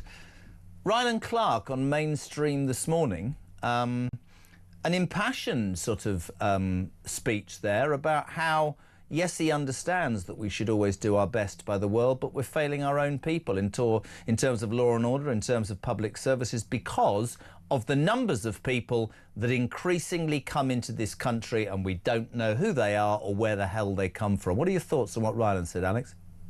No, absolutely. So we had that big press conference announcement earlier in the week. And the scale of the event, matched the scale of the crisis that we have in our immigration and asylum system. And we shouldn't be needing to do any of this, but we are, because it's got out of control under the Conservatives, under Labour. We've now had over 50,000 illegal boat crossings since Keir Starmer became Prime Minister, and people are waking up and starting to think, well, hang on a minute, I'm working hard, I'm struggling to pay my taxes, and get by in life, and yet people are able to come here illegally and get everything handed to them on a plate. Now, accommodation, food, GPs, and the one that really kind of riles me up is NHS dentistry. I mean, it's so difficult for ordinary taxpayers to get access to NHS dentistry, and yet that's part of the package that these illegal migrants are given on a plate. So it's no wonder that people are getting very angry about it. And I think Ryland was speaking for a very large and growing proportion of the nation when he said what he said, which was basically the same. Fed up with seeing people working hard, striving, paying taxes, and yet these people coming across and getting it for free when they have no right to be here in the first place. And that's what we're tapping into. That's why you're seeing Reform doing so well in the polling. You may have seen a poll out today where we're on 34%, which is more than Conservatives and Labour combined, and the biggest ever lead in an opinion poll for Reform. So clearly tapping into a growing part of the public mood. And fair play to Ryland for having the courage to say it. One thing I wanted to say, which I said yesterday, and I know that there was some confusion, actually probably not from Nigel Farage's point of view, but when he used the phrase mass deportations, and he on stage acknowledged that there have been differences between him and Rupert Lowe within the party, and I think that was a really honest and human thing to do. Somebody phoned me yesterday and said, yeah, but the problem with Reform is they're talking about mass deportations. I would say it to Nigel's face, I think the word mass is the wrong thing to say. I have forever at 60 years of age, right? I can go back 30, 40 years, Alex, and I can tell you people I know who have come to this... I use the same examples every day. The guy that drives me home from Bangladesh late at night are Polish, wonderful girls who do our makeup and have done it for years, who have come to this country, embraced it, supported it, set up businesses, employed people, paid taxes, and are probably more bloody patriotic than a lot of Brits that I see nowadays. I think there has been some fantastic legal migration. I think it would be wrong to label, we want to mass deport everybody. I think that's ridiculous. We have to talk about illegals coming into this country because we're a soft bleeding touch. Young men don't bring their wives and kids. Oh, sod them. They can stay under the bomb-strewn lives that we've come from. Allegedly, no, we're going to come here. We're going to screw the system. We're going to get in the black market. We're going to commit crime. We're going to abuse and in many cases sexually assault and carry out terrible, terrible things. Because what? Because we're as soft. And I think that's what the British public, Ryland and other people are saying now, which is it's not good enough. This story today, mate, Jihadi Ringo, I can't even bring myself to do that seriously, wants to return to the UK because he doesn't like how hard his jail is in America. Beheaded people and put those videos online. And we're having a debate about it. That scum shouldn't see the light of day ever, should he? Completely agree, and he's had his British citizenship revoked, so it really shouldn't be up for discussion. He shouldn't be coming. If he wants to go anywhere from where he currently is, he should be going back to Sudan, where his other citizenship lies. So, no, absolute complete non-starter, and should be ruled out out of hand straight away. That we don't want him back. It's an absolute insult to the families of his victims, who've had to watch those videos online of seeing their relatives beheaded. It's absolutely disgusting. And you're right. The fact that we're even discussing it is the mind boggles. But back to your point about legal and illegal migration, I completely agree. We are a country that has always welcomed people who want to come and contribute. And Nigel's view is very much of that. Nigel's patriotism has always been about integration, values, rule of law, contributing. It's never been about the colour of your skin or the God that you worship or don't worship. And that's why... That's what sets us apart from... But you see, Alex, who am I? I'm just a broadcaster, but that's where... Not blaming, but they used the word mass deportations in that thing, and people jumped on it and went, oh, I saw the press straight away. I'm all going to ask the same thing. No. We're talking about illegals coming into this country to the detriment, and I keep using this phrase and people don't like it, keeps being written about, to the detriment of the indigenous population. And I think, it happened in Australia, it's happening here, and it's happening everywhere, and I think it's a real, real concern. Can I ask you, I mean, you have butted heads with that... Sadiq Khan, the Mayor of London. He never answers your questions because he's never got an answer, and you seem to get real buzz out of just going on and on. Today, I had Peter Blexley on the show. We were talking about Jihadi Ringo, but we were also talking about the fact that, this came out today, which to me, amongst all the stories, might get lost. More than 285,000 crimes reported by the public, some in London, I very much suspect, to police stations went unrecorded. So 285,000 victims of crime in this country phoned a police station, possibly in your ward in London, and the police didn't even make a note of it, give a crime number, or bother to even acknowledge it had happened. Where the hell have we got to? I go on the tube, right? Oh, TfL Employee of the Week, diversity, that person's doing this, that and the other, and yet our crime all over this country, and specifically in London, where you represent for reform, is riddled with knife crime and drug crime and everything else. And there's the example. What is wrong with Sadiq Khan? Is he not interested in making people's lives safer in London? It's absolutely shocking. I mean, under his stewardship, and let's remember, he is effectively the police and crime commissioner for London. So the buck stops with him. On his watch, knife crime has gone up by about 2/3. We have a phone theft epidemic. I think 40% of phone thefts in Europe are in Britain, and obviously a very, very large chunk of that will be in London. Over 100,000 mobile phone thefts in the last year alone. And right now, the Met is proposing to close half of the remaining police station front counters. Now, it's bad enough that those crimes, when they're reported, if they are recorded properly, it's bad enough that they're not investigated properly. But for them to be reported by victims of crime and they're not even properly logged and recorded and so on, and that's only going to get worse if people have got fewer ways to report those crimes. And the police station station front counters do more than just that. It's a real kind of interface between the public and community and the police. And it was a manifesto pledge of Sadiq Khan last year in last year's mayor election, which, to be fair to him, he won that election fair and he won square. it with 1 million people out of 12 million. So I want to say to the 11 million Londoners, where the hell were you? Well, he promised to keep at least one front counter open 24 hours in each of the 32 London boroughs, and that simply isn't going to happen now, and that's down to his choices, because he says that he wants to keep London safe, but ultimately, when you add up all the lines in his budget, he's spending more on things that are linked to climate and net zero, 1.4 billion, than he's putting into policing, 1.1 billion. If you want to know what people's priorities are, follow the money. He's made it very, very clear through the budget that he's set that he's more interested in showing off to his C40 colleagues, and showing how green, and he's set a net zero target of 2030. So not even the legally binding 2050, which is nonsense that Theresa May signed us up to. He's going for it by 2030.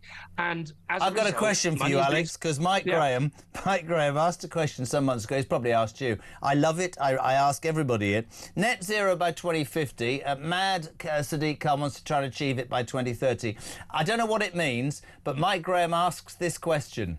What happens when we get there, then? Do you get a medal or what? Do they then say you've got to get to -5? I mean, it's really interesting that you brought up net zero, because the lunacy of it is today being, strangely blamed for the fact that our energy bills are going up. And I would love you to encapsulate very briefly what you believe reform's policy to be, because treat me like an idiot, right? This country's skint and can't afford interest on the money that it owes. And underneath our ground, we've got, in the words of Donald Trump, liquid gold. Why don't we just drill or frack or do whatever to utilise a natural resource that we own? I don't understand why we're going to have to go hand in hand, cap in hand to the IMF, because Rachel from accounts can't add up, when we've got finance, money, revenue under our own ground. Who are you going to upset? The friends of the earth couldn't care, myself.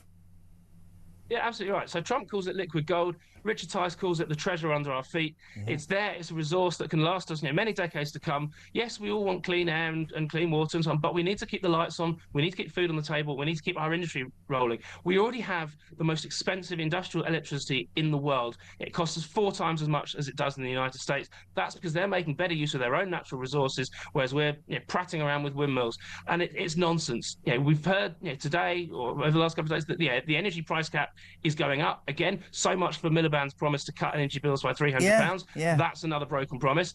And we've heard Ofgem confirming that its so-called policy costs, which is basically the cost of net zero, turning off the wind when it's blowing too fast, having to fire up gas back up when the wind isn't blowing at all, or importing from overseas. It's mad. It's absolutely mad. Bonkers. If we're going to have a thriving economy, we need cheap energy, and yes, we need to drill, baby, drill, and that's exactly what Reform government will do. I hate to put you on the spot, but you know me, I have a job to do as you do. This is just a breaking news story, and if you can respond to this, I'd be grateful. The Reform UK leader of Nottinghamshire County Council, have you heard this, Mick Barton, has banned a local newspaper from speaking to him in the last couple of hours, or any of his councillors, with immediate effect. No press releases, no interviews, and off the invitation list for everything. He's banned the Nottingham Post and its online arm, Nottinghamshire Live, over a disagreement about a story that it ran on local government reorganisation. I have to ask you, under my duty as a broadcaster, Reform prides itself on free speech. You can't support that. Surely the ban should be lifted. That goes against free speech, doesn't it, Mick Barton? So I'm not aware of this. You've only just broken to me, so I can't comment on the detail. But what I would certainly say, I'm always happy to talk to any media outlet that wants to talk to me. We tried to get him on. You are, Alex. You're great. We tried to get him on and he wouldn't speak to us, which is really interesting. And these are the sorts of little situations that I know Tice and Nigel Farage and all the people, this is going to happen. This is going to happen, but will be seized upon, certainly by the mainstream media. But when the leader of a county council bans and they'll go, you see, you got about free speech, and then you do that. Be interesting if you do get any info on that. But no, listen, the reason we love having you on here is because you always do respond, and I'm going to leave you with a smile on your face and a spring in your step. Lily-livered theatre chiefs have warned the audiences, look at his face, that a stage adaptation of Bram Stoker's Dracula, you ready for this? It's going okay. It's London's Lyric Hammersmith Theatre. There's a trigger warning. It warns that you might see blood. Yeah, the blood in Dracula. Is this the sort of crap that Sadiq Khan peddles? I mean, what has gone on now? Oh, you might see blood. Yes, of course you'll see blood, you total and utter idiots. What is wrong with these people, Alex? all these trigger warnings, and you see them on the television, on iPlayer and things. It's ridiculous. I think back in 2009, I think David Cameron said that we need to stop treating children like adults and stop treating adults like children. Well, he wasn't right on a lot of things, but he was absolutely right on that. Come on, grow a pair, have a bit of responsibility, and don't be a snowflake. Come on. We love you, Alex Wilson. Most of all, I love watching whenever you ask Sadiq Khan a question. It just does this. I don't know what he's saying, which absolutely motivates you to keep asking the same question. Thank you for coming on. Reform UK's only London Assembly member, the excellent Alex Wilson, there on Talk Drive, 5:23. We're live across the UK. That's a true story. The Reform UK leader, Mick Barton of Nottinghamshire County Council, has with immediate effect banned the local Nottingham Post and its online arm, the Nottinghamshire Live, over a disagreement about a story. People up in arms already on the left. Does that mean reforms against free speech? Why wouldn't Mick Barton come on? Oh, he says it's an issue between him and a local paper. Mr. Barton, let me tell you something. You need to get your head out of a certain crevice, because this is going to be seized upon by everybody, because they will say, as I have tried to ask Alex, but, he wasn't able to comment on it because he doesn't know the story. They will say this is against free speech. You need to get your head out of your Nottinghamshire backside and come on air and explain what it is, because if you don't put it straight, it's going to grow and grow. Talk Drive's on.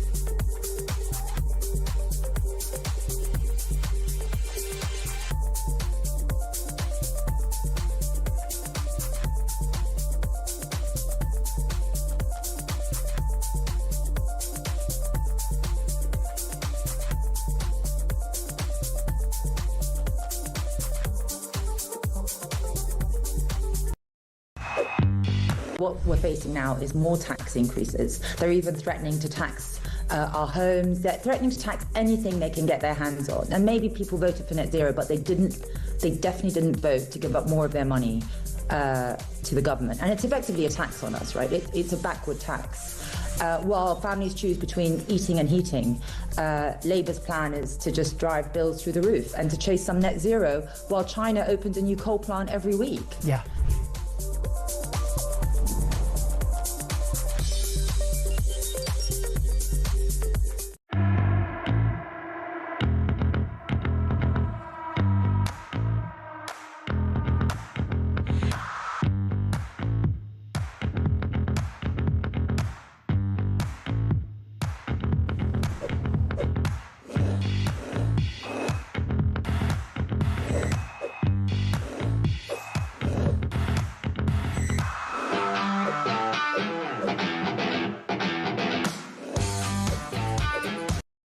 Across the UK, on DAB+, on your smart speaker, on your smart TV, and on your side. This is Talk.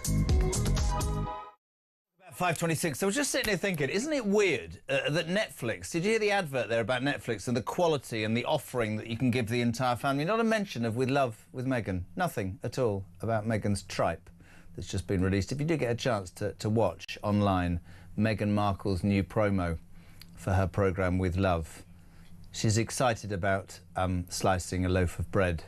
Apparently Harry doesn't like lobster and she's got no friends.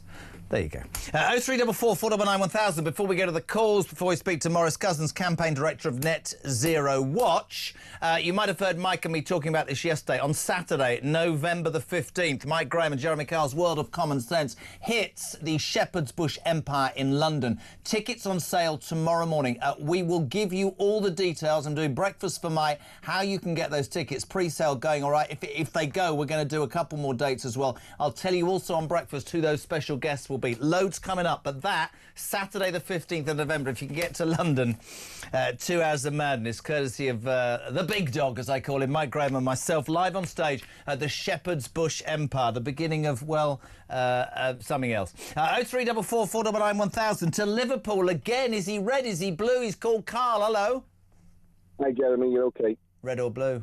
I'm a red. We've had this discussion again. Well, you don't have to have a go at me, mate. I've had a very busy day. What are you starting for? I'm only joking. I know. What can we do for you, kiddo?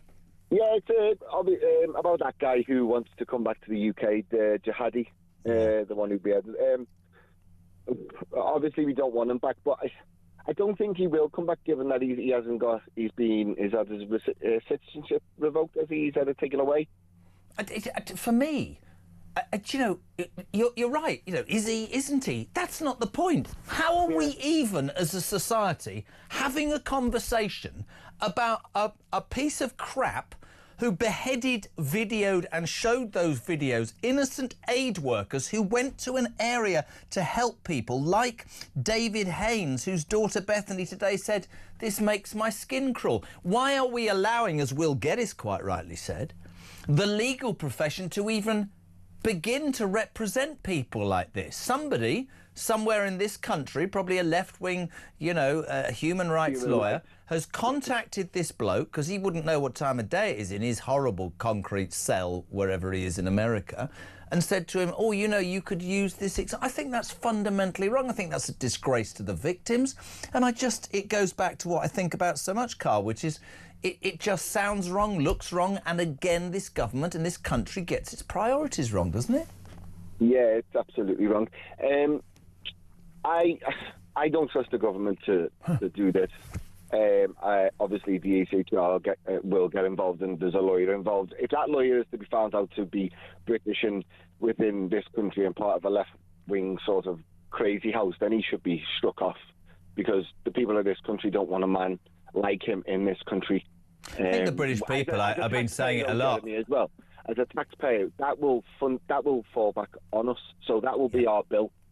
So do you know what I thought, Carl, the other day? I mean, you might have heard me say it. We were doing a cross with Harry Cole, our editor at large in Washington. I was joking about the fact there were more Union Jacks around the front of the White House than in here, but he made a really good point. I think people should take note of this, because Starmer and his ilk are all about how you look globally. You know, it's important that the world thinks that you're caring and kind and whatever. And I've sat here, along with all the people I'm talking, said, but hold on a second, that's fine, but not to the detriment of your own people. Harry Cole told me absolutely straight up, the Americans are laughing at you, laughing at the curbs on free speech, laughing at how you treat and prefer migrants to your own indigenous population, laugh at the fact that your crime is I mean, what was that figure today? 285,000 people have reported crimes and the police haven't even made a note of it. Where are we living? I mean, it sounds to the outside world, and certainly I think an increasing majority of people, that this country is drifting to madness and something needs to be done, you know?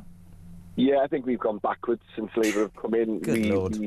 We've gone backwards in super speed, Jeremy, with this government. I think, you know, all the protests we're seeing now around the country with and the flags raised and stuff like this, there's a movement coming. The British people are fed up, and this is just the latest clock up on their behalf. This shouldn't even be getting discussed, this issue. It should not be up for discussion. And as British people, we can't trust the politicians to get this right, so why don't the British people get a vote in it? Because it's up to us. We will be paying this man's bill.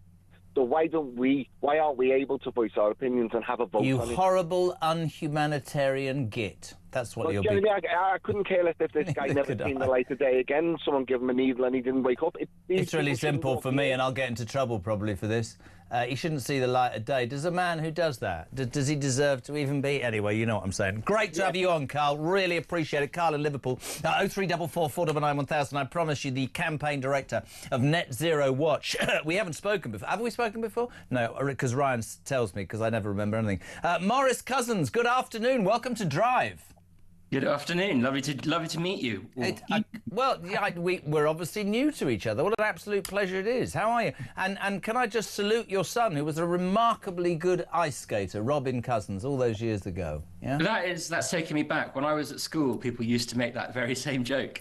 All right, so you've just made me look as bloody old as I am. Now, I presume, unless I'm missing the point, that the campaign director of Net Zero Watch is a fervent supporter of spending billions, and I'm winking, or something in my eye, billions of pounds. No, here's what I'd love you to put in lay person's terms. Apparently you can't say layman's terms. Well, sod it, I'm going to. Morris, I'm not the most switched on person, but I believe I'm intelligent enough to be able to see this for what it is. And for once, I'm not going to be, I don't care. If you're skint, right, and you can't afford the interest on your debts, and your government is pursuing this ideological belief that, we should achieve net zero, whatever that means, by a certain date, a majority of people don't want that. It's going to bankrupt your country. And the specifics of this approach, in this case wind farms, and this was Ofgem today confirming that who knew? Wind farms drive the cost of energy up. So we've got a government who said they're going to come down and they're going up. Because wind farms don't create enough and we have to import, or they create too much wind, and to turn them off or to store it costs more. Can you explain to me in layman's terms how madly stupid our politicians should be that they can't see how lunatic this is? And my second question is, why don't we just drill and use what's under our own ground to deal with the horrific financial mess we find ourselves in? Or am I missing the point? No, I don't think you are. I think that you talked about the sort of financial crises that we're sort of about to sort of face, and it reminds me actually a lot of the period building up to sort of 1976, where again it's quite similar, where you have an outdated consensus amongst the elites and a refusal to sort of budge with it until eventually you are confronted with sort of economic and financial reality that forces you to take a different sort of position. And there are strong parallels, I think, with that period and today, and we can see that with the net zero agenda, definitely. The only other way I can sort of describe it is that it is ideological. I think for most people it's highly irrational that we are pursuing this agenda that is deindustrializing us. It's pushing up the bills of ordinary families and businesses. It's weakening our sort of geostrategic position in the world as well. We've got the return of sort of great power competition, and we're increasing our reliance not just on foreign imports of LNG, but also cheap Chinese green tech that we're importing to sort of prop up this net zero agenda. It seems high. Of course, it's irrational to sort of when you look at it through that lens. But if you take a step back and you look at it through another lens, which is that we have actually put into law that within a generation, 25 years, we are going to we're going to reach net zero emissions by 2050. It's perfectly rational. Everything else is sort of secondary to that. So, by any means necessary, we will... But explain that to me. You're an expert. What does that actually bloody well mean? Mike Graham asked the ultimate question, in my humble opinion, about 3 months ago. I repeated it earlier. He said, what happens when we get to net zero if we do? Do you get a medal? Do they set you a new target? What does it mean? What does it mean, man? Well, there's a sort of a technical definition for what net zero means, and in sort of layman's terms, it means that we will be putting more carbon. That will be the carbon that we're sort of producing at that time. We'll be putting back. It will be sort of using various abatement technologies and other things, so that we're a net zero emitter basically. But you're right. I don't know what it really means in sort of in the practice, I can't sort of see the future, particularly when you've got countries like China and who don't give a damn, and we are low down on the amount that we release. And I thought you really nailed it there in the sentence. You talked about the impact on working families and everyday tax-paying people. All I hear about, so I'm not talking to you about immigration, but all I hear about is how people from other countries have terrible times, right? I think, and I'll say it to every guest for as long as I'm here, I think the British public are at a really interesting crossroads, because I think they've had years of maybe not being switched on enough or being taken for granted and not questioning it. But times have been hard since COVID for many people, for all sorts of reasons. The food shop's more expensive, energy prices go up, law and order's seemingly down the toilet, our military, our borders are open, all those sorts of things. And I think people are more switched on. And I think that ideology, in its broadest sense, could well be in trouble. Somebody came up with a great phrase the other day, Maurice, that said to me that when the silent majority realise that their voice can be heard, any government of any persuasion is in trouble. I think that's true. I think that is absolutely true, and I think what people are starting to sort of wake up. You've said there about the cost of living crisis. The cost of living crisis has been one of the most salient issues in British politics since the end of COVID, right? There's plenty of data out there. There's research that's been done by More in Common, which shows it has been the top issue since COVID, and hasn't really budged above 60% since then. It's higher than immigration, higher than the NHS, and certainly higher than climate change. And when we talk about that we've got an energy crisis and a cost of living crisis, we don't. It's downstream from Westminster. We have the cost of Miliband crisis, and people need to start to wake up to that this is not some sort of exogenous, externally inflicted event that's sort of put on us, and we haven't got any agency to be able to get a control of this. The problems that we face are man-made. They have been made specifically in Westminster by politicians like Ed Miliband, and previously under the Conservative governments. True.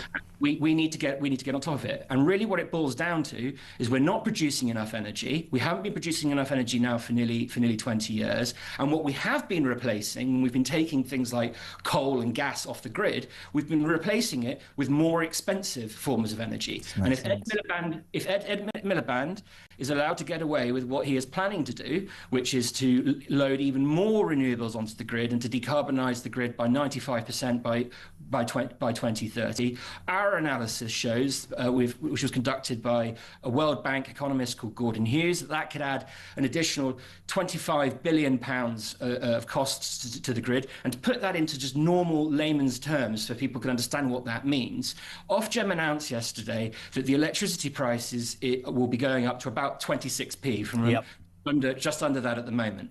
We anticipate that assuming that Miliband's agenda goes ahead and the timelines are sort of met, that could go up to about 40p. That'd be just catastrophic for families. It'd be awful. And that would drag in an awful lot of people. And the words in the election campaign about working families just ring so hollow now. God, honestly, Ryan is smiling because I'm sort of in awe of you as a guest, and he's going to go, I told you he was good. You're brilliant, mate. Thank you so much for making me understand just a small amount of the net zero. Book him again, Ryan. Oh, book. I wasn't you at all. It was Jodie, wasn't it? Stop taking all the credit. Ryan has been likened to Ryland, not in his views, but in his look. There you go. Maurice Cousins, thank you so much indeed. Campaign Director, Net Zero Watch, 20 minutes to 6 o'clock. Sport coming up between now and 6. Obviously, for all Manchester United fans, I have a message out there. Back in 3.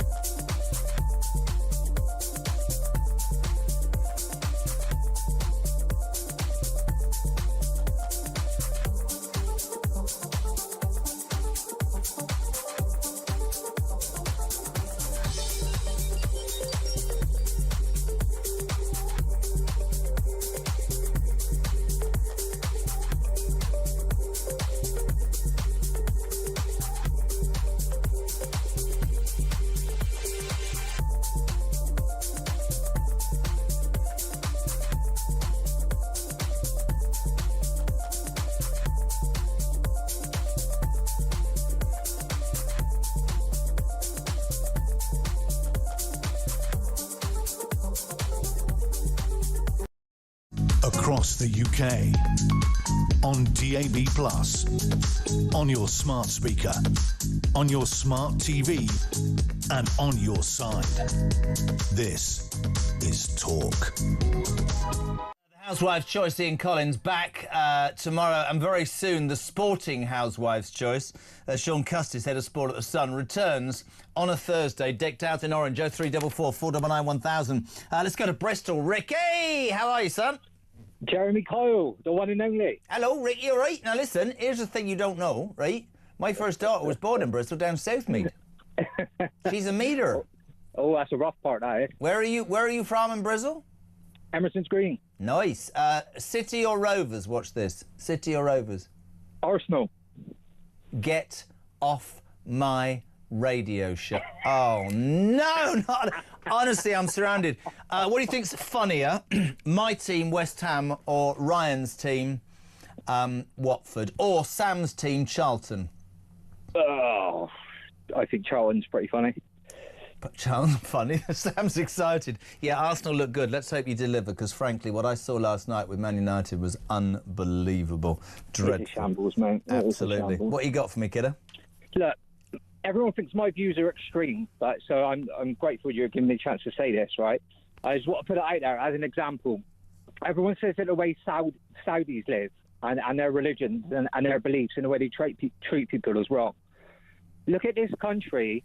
When you've got paedophiles and you've got molesters, they get banged up for 10 years, they get bought out, they get protected, they get their name changed. Yep. What would people in this country? What do they think the right punishment for a paedophile is? And I bet they agree with the way Saudi lived then. I'm really strong on this, and I mean this argument started today because of this jihadi, this vile piece of crap that beheaded people, put the videos online. A terrorist called Al-Shafi al-Sheikh. Some British lawyer has undoubtedly got into his head, and this government's come back to the United Kingdom because his jail in America's too tough. I'll tell you what I think. I think the biggest disservice that the justice system does to the British people, and I've never understood this, Ricky, right? And to me, this isn't about the colour of your skin or your religion. This is about the crime. I do not understand why, as a country, we give somebody 5 years and let them out after 2. If your crime means that you should serve 5 years, if I was anywhere near power, you would serve 5 years. You wouldn't serve 2.5. You wouldn't serve 3. I can't have scum like that on the streets. I'm sorry. And men, whether they decide to become a woman because they want to go to a cushy jail, who think it's all right to attack children and women, well, I have to be very careful because I'll lose my job. I think that common sense, you said, oh, people don't like my view. There are countries that treat people like that very differently, and you could look at that and go, geez, maybe that's the way. Others will go, this is abhorrent, this is vile. But I tell you something that's happening in this country, and I've been accused online of all sorts of things for daring to say this, that there's some sort of reckoning coming, and I think that people are no longer prepared, Rick, to accept those things and not have you say, thank you for coming on, you're a man. Let's go to... Well, of course you're a man. I got that wrong. You're a top man is what I was trying to say. He might not be a man. I don't know. Why would I assume that? Is that Newtown, Jode? Because I can't see at all because it's like my eyes are going... You know what makes you go blind, Dirty, don't you? Cataracts. Frank's in Newtown in Wales. Frank, you're on Talk Drive. Good afternoon. Hi, Jeremy. All right. Not bad. How are you, son? That's not a Welsh accent, is it? No, it's Black Country.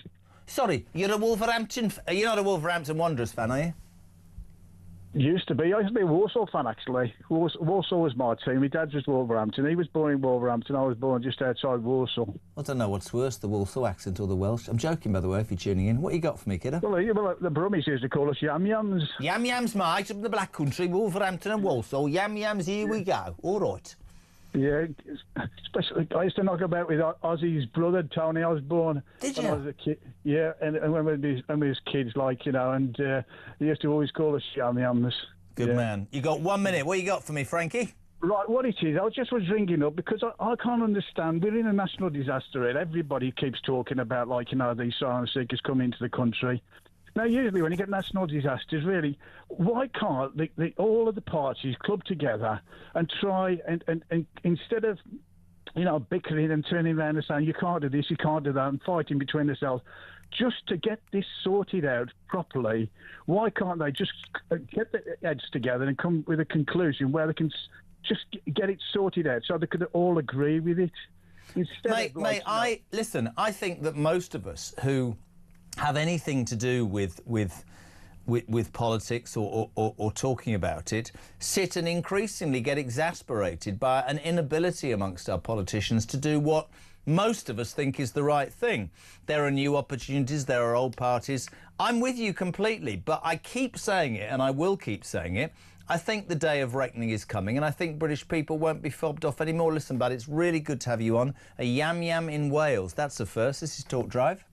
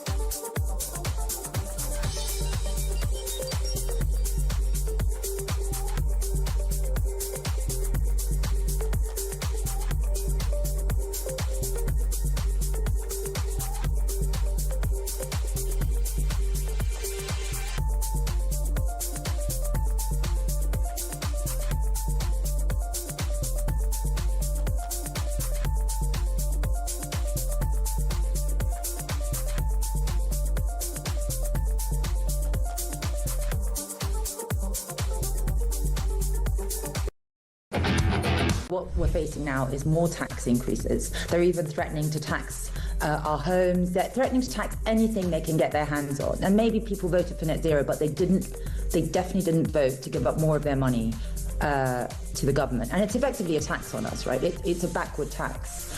While families choose between eating and heating, Labour's plan is to just drive bills through the roof and to chase some net zero while China opens a new coal plant every week. Yeah.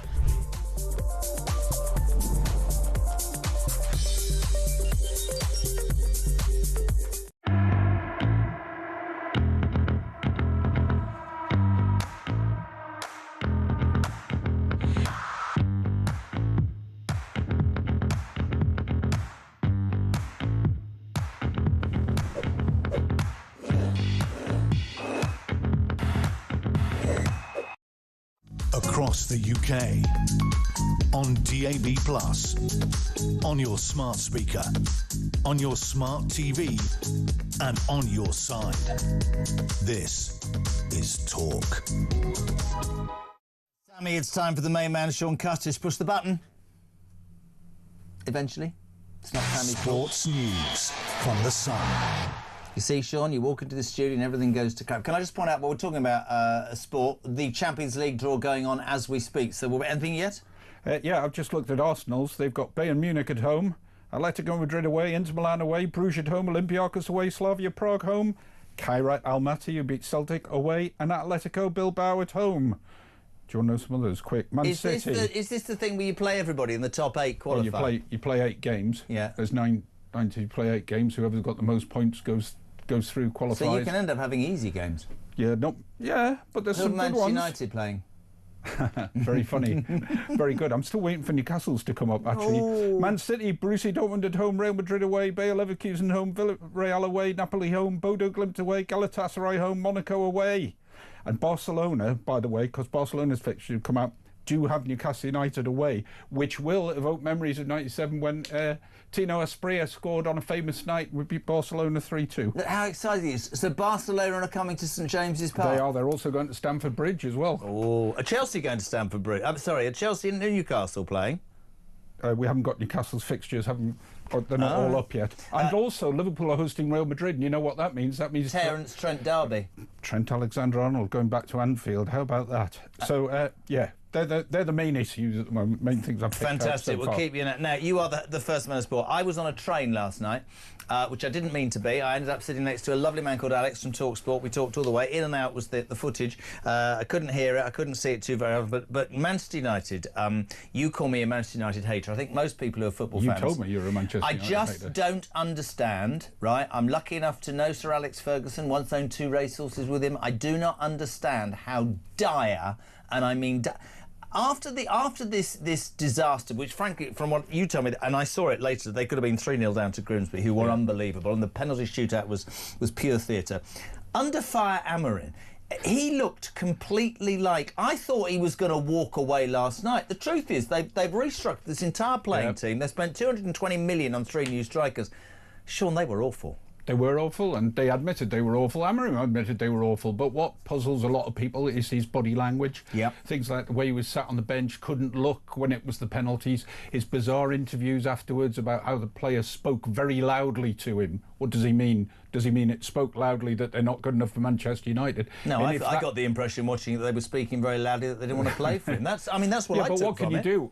You've got 3 days, to a massive overhaul of a squad you're not going to be able to overhaul. He actually somehow needs to get these players on side in time for the stiff test of Burnley at home. Well, you say that, but I can absolutely see Burnley getting a result against Manchester United on the back of that. Yeah, there's a great bet going around. I think it's Burnley to win 1-0 and Cunha to be booked, which looks a knocking bet.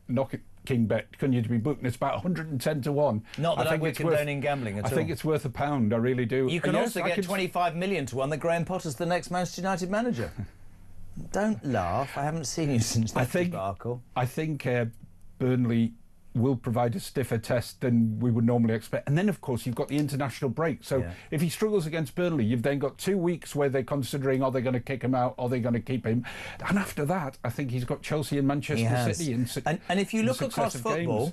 Brendan Rodgers is under pressure at Celtic. They didn't qualify for the Champions League. There's all the let's sack the board, they haven't bought anybody. Russell Martin, is he out of his depth at Rangers? 9-1 they lost to Club Brugge. That's the most embarrassing I've ever seen. Nuno Espirito Santos apparently doesn't like the owner at Nottingham Forest. We're waiting for that. Potter, is he out of his depth? Amorim, I bet Jose Mourinho sat in... You're dying for Jose to come back to West Ham. I don't care where he goes. Sammy will agree with me. Don't we just want him back in the Premier League? Don't we, Sammy, right? We do. Fenerbahce last night didn't qualify for the Champions League. They're now in the Europa League. They lost to Benfica. Tailor-made. But I think he must fancy one more shot in the Premier League. It'd be great fun. Yeah. In the meantime, of course, West Ham are making a signing. We've made a signing. Matías Fernandes from Southampton. But he's only 40 million, so he's in that sort of area where you think, well, is he any good? Is he not? 40 million. Somebody. 21-year-old, not a full international. No. Can't say he's got a huge pedigree so far. No, I mean, not going to provide a leader team. in there, don't Why do you keep buying players who got relegated? So Fernandes was relegated. Ward-Prowse, relegated. Walker-Peters. Matt Hermansen, relegated. I think he's done. I think they're in for victory. I think Mads Herman won't. I think that's probably the worst 22 million that's ever been spent. I think Potter's in big, big trouble. Who have we got before the international break? I don't know. Wouldn't you shake the head? I bet you we can get it before you. No, hang on. Who have you got before the international break? West Ham. Is it going to be Sean? Is it going to be Sam? Is it going to be Sam? Is it going to be Sean? West Ham on Saturday. It's West Ham at Nottingham Forest on Sunday. Oh, at Nottingham Forest. Yes. They won't get a result there, West Ham. It's Potter tough. could go. I had a rumour that Brendan Rodgers could go to West Ham. People talking about all sorts of things, but then Rodgers, he's adamant he's staying at Celtic. Of course, that depends on... Show me the money. Him. Yeah, but he's walked out once. Can you really walk out again? Don't know. Any update, by the way, on your fantastic side, Newcastle? What a performance. We haven't spoken the other night. We had this... You and I had this thing. I thought they were I did get the 2. I said we'd get 2. I said draw, didn't I? I wasn't that far. I thought you were awesome. I thought you were incredible. Well. Yeah, but... I thought Liverpool were awful, and I thought Carragher was right. a few injuries, certainly great spirit. Any news on Isaac? Any update on this situation? The latest one is that Newcastle are in for a striker called Nick Woltermeyer from Stuttgart, who is a big lad, and it's tentative at the moment, but they're also, of course, in for Strand Larsen at Wolves as well, but Wolves are adamant they won't sell. I think they'll get Strand Larsen. We want at least 2 strikers before we even entertain any offer from Liverpool. If you get Strand about Larsen Isaac. and Vista, do you sell Alexander Isaac? Not unless we get 150 million, Jeremy. I keep telling you, that's the benchmark. That's what we've told them, 150 million. I don't think that'll happen. I think you'll get 135, and if you get Vista and you get Strand Larsen and 30 million in your pocket, you'd laugh. We'll have to get 135 million plus add-ons, which add up to 15 million. God, I couldn't do business with you. I wouldn't be satisfied. We'll feel let down if we don't get the full whack now, because that's what we demanded, and he can't be seen to have won in this one. Really interesting. Even the Saudi bosses and owners flew in, and apparently he's not changing his mind. So, glum Manchester United flocks return to training after most embarrassing night of their careers. Amorim, will he stay or go? Brendan Rodgers at Celtic, Russell Martin at Rangers, Graham Potter at West Ham, Nuno at Nottingham Forest, the mighty Eddie Howe at Newcastle. So much to talk about. Give me a thing. Manchester United, Burnley. Give me a prediction before next week. I'm going for a draw. And he'll just about scramble through the international break, I think. But then he's got those stiff tests against Man City and Chelsea, which... I think if he draws at Burnley and loses at Chelsea and Man City, Amorim will go. Listen, it's always great to have you on. Sean Custis, by the way, all the stuff about the Champions League, we've only got 30 seconds, but that in the Sun newspaper tomorrow, all the facts. But Real Madrid will play Liverpool at Anfield. They will. And Newcastle will entertain Barcelona. Yeah. Will you be there? I hope so. You've got to make it happen. You're the head of sport. Yes, exactly. But I have lots of things to do. I'll have Jeremy. words. I'm a massive fan of yours. I'll have words. I can get in. Thank you, Shorty. Very good. Great to have him on. Almost 6 o'clock. We're live across the UK and How to Go on Drive for Thursday. 0344 499 1000. News at 6 is next.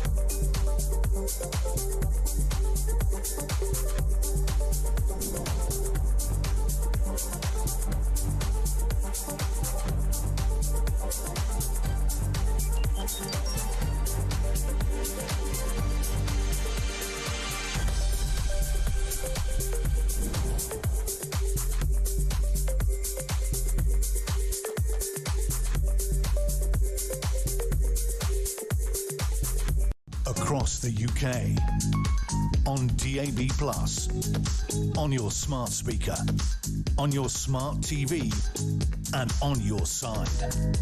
This is Talk.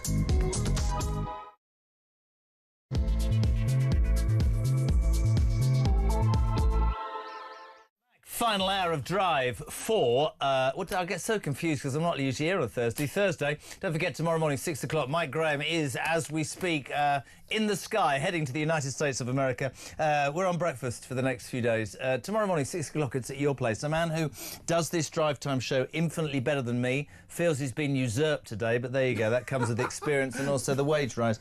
Peter Cardwell, good afternoon. Peter Cardwell, I've missed you now. Cardi P. I feel as if I'm being you usurped. pussy-loving, Diet Coke drinking man. Okay. That's what. It's true. You like a cat, don't you? I do. Got your Diet Coke. Got my Diet Coke. That's not good for you, that stuff. Can I just point this out? No. Can I point out that fizzy drinks, this is if you left your teeth in that overnight, like I have, honestly, they would disintegrate. That is no good for you, that. So why are you drinking that? I don't do drugs. Red wine and 20 Marlboro Gold. What are you talking about? I don't smoke, I don't drink, I don't do drugs. You are doing drugs, you're doing Diet Coke. Well, it's not really a drug, though, is it? You don't drink. Yeah. That's obviously, with your past, a very, very good thing. I mean, come on, can we not tell the story? No, we can't tell the story. I desperately want to tell that story. We really can't tell the story. One day, I am going to tell the story.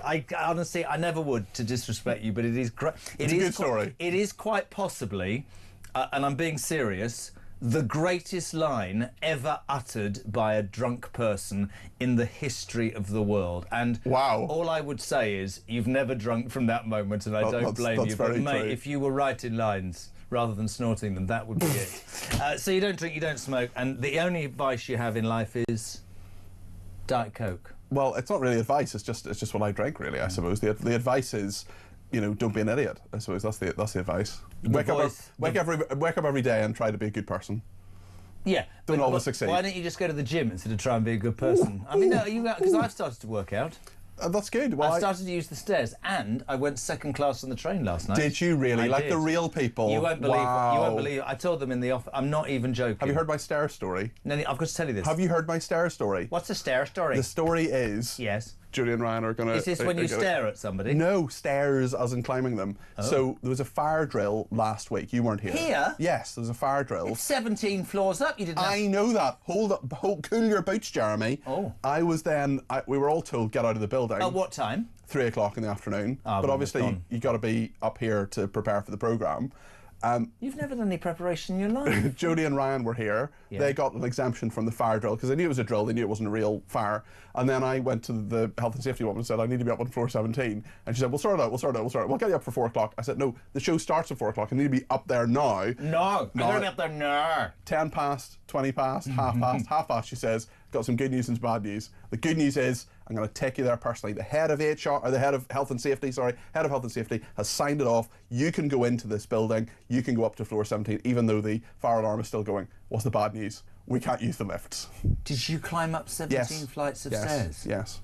I've never done that. Well, you should do it. I'd rather die. Honestly, I don't even... Right. The choices are death and climbing 17 stairs, and you choose death. Honestly, 17... It's like cake or death. I'd take a helicopter to the 17th floor. Anyway, this is absolutely true, and I'm not being an idiot at all. I usually go first class, but I couldn't ask, so that's not a problem at all. And I found myself sat next to a really nice guy, Alex from talkSPORT. We were talking about Manchester. Literally, Max. Not Alex. Max, sorry. Why did I say Alex? Thanks, Joe. You can shut up, David. Concentrate on doing your job. And I'm sat there minding my own business, and within 5 minutes, the door gets flung open, and this bloke goes, I'm really sorry, ladies and gentlemen. I know I smell. I'm homeless. I've got no money. My life's in the toilet. I've got an addiction. I haven't had a wash. I haven't got this. And I wondered if anybody could give me some money. He stood right next to me. Now, I'm in a real pickle here because I haven't got any cash. The minute he sees it and I don't give him any cash, I'm screwed, aren't I? Evil, rich Jeremy Kyle. A fiver. Right, the man in front of her gives him a can of lager, and the woman in front of him gives him an egg and cress sandwich. I am now cowering. The lovely Max from talkSPORT, who I didn't realise until he stood up, is 6'7", shielded me from this moron. They had to drag him off the train, the police, right? Sad, but honestly, a very good reason why one would never go second class again. I'm joking. I'm only being an idiot. Dreadful. Lovely to have you here, my friend. So much to talk about. The reason it's nice to have a little bit light-hearted banter is it gets and has been quite serious this week. Yeah, very serious. The story today that has really grabbed everybody's attention, and we had Peter Blexley on at the beginning of the show. This, I can't even say Beatles jihadi. It annoys me so much. I want to look at this from a different angle. Incarcerated in this concrete hellhole somewhere in America, this piece of scum, right, has somehow found out that there's a loophole, or that Trump wants foreign criminals deported, and allegedly wants to come back for a more cushy lifestyle, despite the fact that he beheaded innocent aid workers like David Haynes, whose daughter quite rightly today said, Bethany, you know, that makes my skin crawl, he's evil. I want to target the left-wing lawyers, or the people that are actually either prepared to represent this human being, I don't even call him a human being, is that at our expense? How does he even find... I mean, you'll probably tell me wrongly, but I don't think a man like that even deserves representation. Well, the thing is that I'm not... Do you? I think he deserves representation. Why? I think everybody deserves representation. Come on, let's have that discussion. How? Okay, He beheaded people. Yes. At the Nuremberg trials, after the Second World War, the best lawyers in Britain represented the Nazis. The reason they did that is because you've got to have a legal system that people trust. We don't have one at the moment, but if you take away legal representation, then people don't get a fair trial. But if that legal representation, great, and I'm really glad we will have this discussion, it's good, I've wanted to for a long time. If you take away that, I understand what you're saying, but let's talk about the very lawyers now, the human rights lawyers who through ideology and agenda are associating these people, or with these people. It's being paid for by the British taxpayer, and in basic common sense terms, most people would look at that, most people would look at Shemaina Begum, most people would look at all sorts of situations like that and go, that's a heinous crime, they don't deserve jack. And Fred West and people like that as well. But the fact is that you've got to have due process. And what sets us aside from the people that this scumbag would want, the society that he would want, where he can just go up to hostages, aid workers, people who have done good in the world and behead them, is that there is a due process. And sometimes that gives us answers we don't want, and it shouldn't, and we should change the law. So when you say due process, and this is really interesting because, of course, where I believe we are at as a country is that we've spent years doing the right thing. The moral leaders, be Ukraine, whatever it is, right?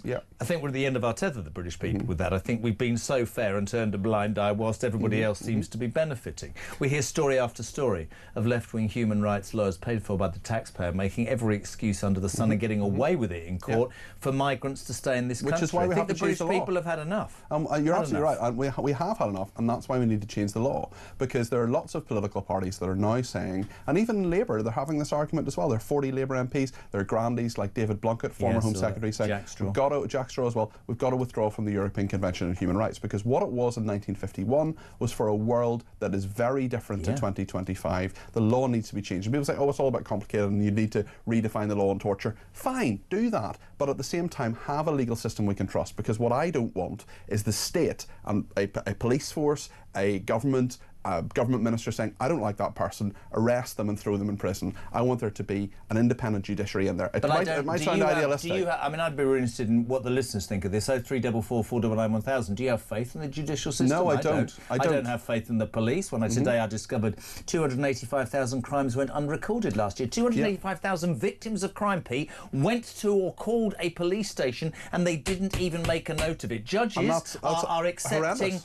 the guy, the migrant on Dorset Beach with his hands down the back and the front of the trousers of the 17-year-old. It was an aberration of character. He's had a hard upbringing. Do you know what drives me more mad than anything is that sort of answer from a judge. What about all the people that had the worst upbringing in the world, that have never broken the law, have always paid their taxes, have never had jack? Which is why we feel, I think, so many of us that we're being laughed at, if I'm being honest. Well, you're absolutely right, which is why we need a system we can trust. And the problem is nobody trusts the politicians anymore. Nobody trusts the judiciary. We see, and I report on, and we talk about all sorts of decisions from very senior people, from the Lady Chief Justice, that disgraceful decision to say that people's ethnicity should be brought into account when dealing with sentences. That was nonsense. Shabna Mahmood, fair play to her, who is the Justice Secretary, said let's not do that, and it was stopped. The problem is that the system is laughing at people. People are not happy with it, and we've got to reform the system. We've got to make a system that works for people. But what I don't want is a police force that can just pick up anybody and throw them in prison without No, but I want a police process. force that does what I pay my taxes for, which is it puts criminals in jail. It doesn't find excuses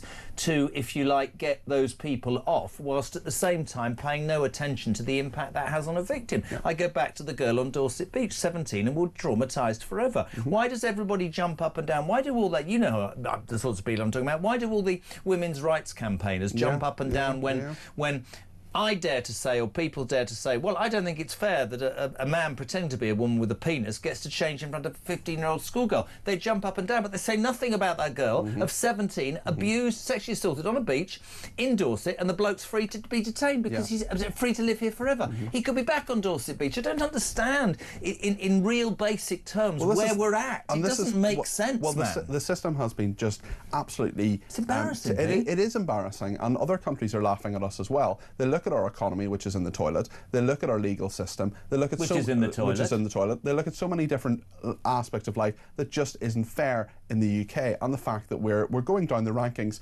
around the world for all sorts of things. The problem is that you've got to have a system that people trust. You've got to get that trust back. And you know what it's like? It's like Mary Poppins. It's like the pie crust promises. They're easily made, easily broken. And the point is that you've got to have some faith in the system. I don't have much faith in the system. I have a little bit of faith in the system. What do you have faith in still? I think it's a good question, that, isn't it? It is a good question. I think I have faith in individual people in the system. I think there are some politicians I respect. There are some judges I respect. Did you make what Farage did the other day? In regard to the... when he talked about deportations, I think the word mass was wrong. I've already said that. I think that made perfect sense. I think that is a really good idea. I think that either you're here legally or you're not. And if you arrive here legally and you're... Well, I was chatting to someone who came to this country 25 years ago. He's got a decent job. I was chatting to him. He said, I want this to happen. He said, I may not vote for what examples, if you've listened to me, do I give? The girls downstairs who came up from Poland, they loathe illegal migrants more than I do, because they've come, they've employed people, they've paid taxes. And do you know what I always think about Marta Magdalena? They always say, we're grateful for the opportunity to respect your country. I can't...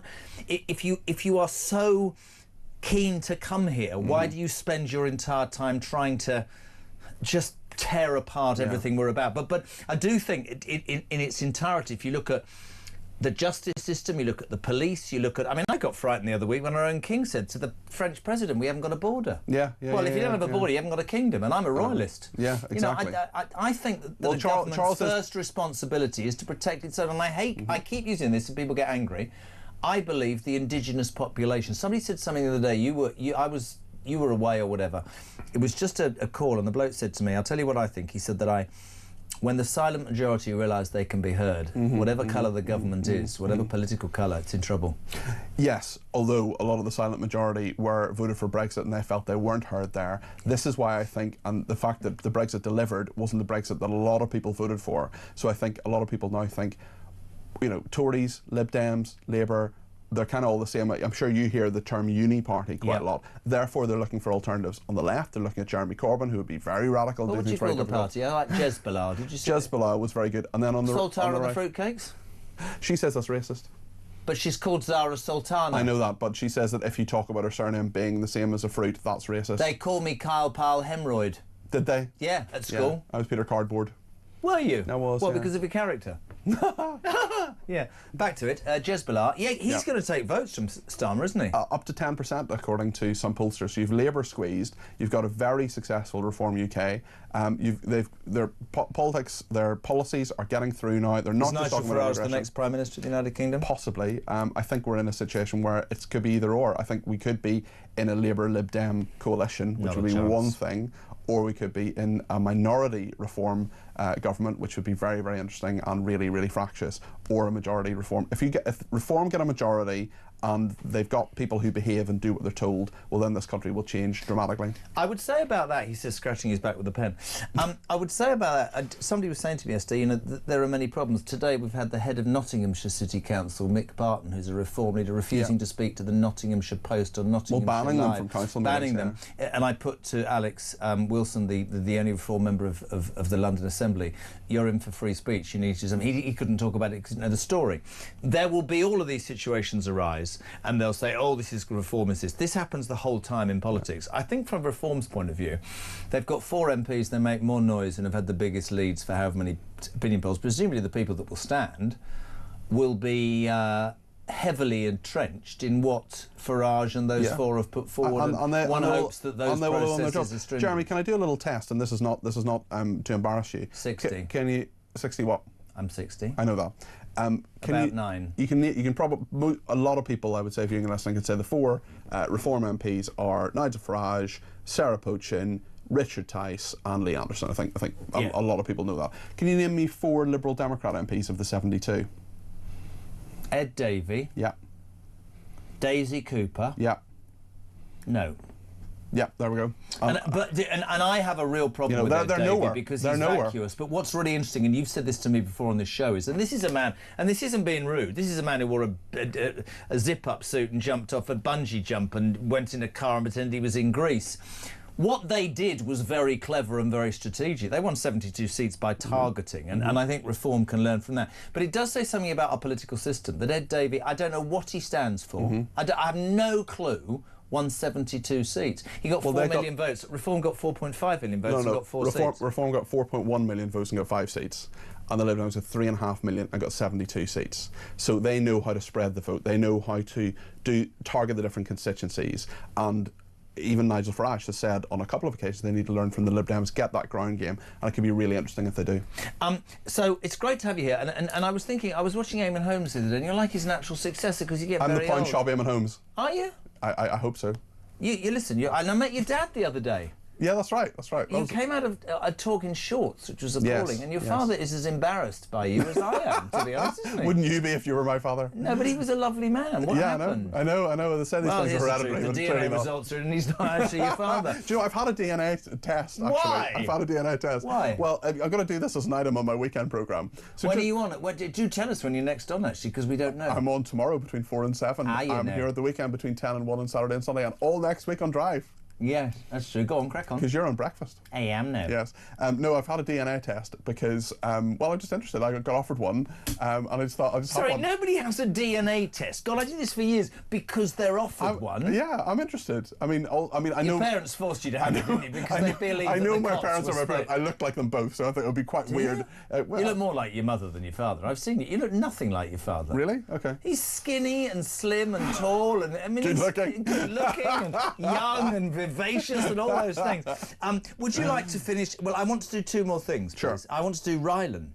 Yes.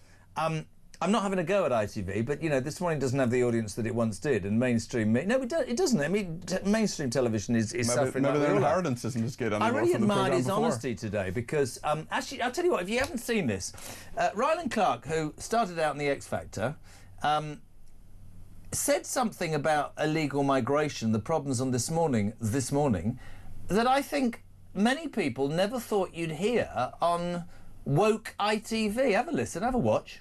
I find it absolutely insane that all these people, one, are risking their lives coming across the channel like that they are, but 2, when they get here, it does seem, and I think this is why a lot of Labour voters as well are now sitting there going, there's something wrong here. It seems, welcome, come on in. This is the narrative we're being fed. Here's the hotel. Here's the phones. Here's the iPad. Here's the NHS in reception of your hotel. Here's 3 meals a day. Here's a games room in the hotel. Have a lovely time and welcome. And then there's people that have lived here all their lives that are struggling. Yeah. They're homeless. Let's not even discuss our homeless. That are people living on the streets, veterans, all of this. Yeah. Now, this isn't me getting on my soapbox because, let me be honest, everyone's going to have an opinion about this and you're going to upset someone some which way. I believe that something major needs to be done about this. Do you know what's really interesting about reporting? Mike and I are always talking about this. When that first came up on the BBC website, and Sam, you're laughing, but this is true, it said, Ryland supports the many migrants that have come here and worked in our NHS because his mum was ill and he thanked them. Brilliant. That is what he actually said. That is neither bigoted nor racist, that is very honest, and I think that's an important moment because I can't remember seeing that on the mainstream media. Can you? No, I can't. Have you met Ryland? No. There's this thing... Do you want to meet Ryland? Not really. Okay. I don't want to put my teeth beside him because his are much shinier than mine. Yeah. So there's this thing in politics called the Overton window. It's basically... Explain this to me. Okay. So there's a golfer called Jamie Overton. I don't know what it means. What does it mean? So the Overton window is basically what is within the bounds of acceptability within politics to talk about. Right. So a lot of things, basically it's essentially what the mainstream media, mainstream political opinion, Westminster bubble kind of things to talk about. Not what we talk about. Not what we talk about, exactly. And then, and if that shifts, they talk about a shift in the Overton window, a shift in what is acceptable to talk about.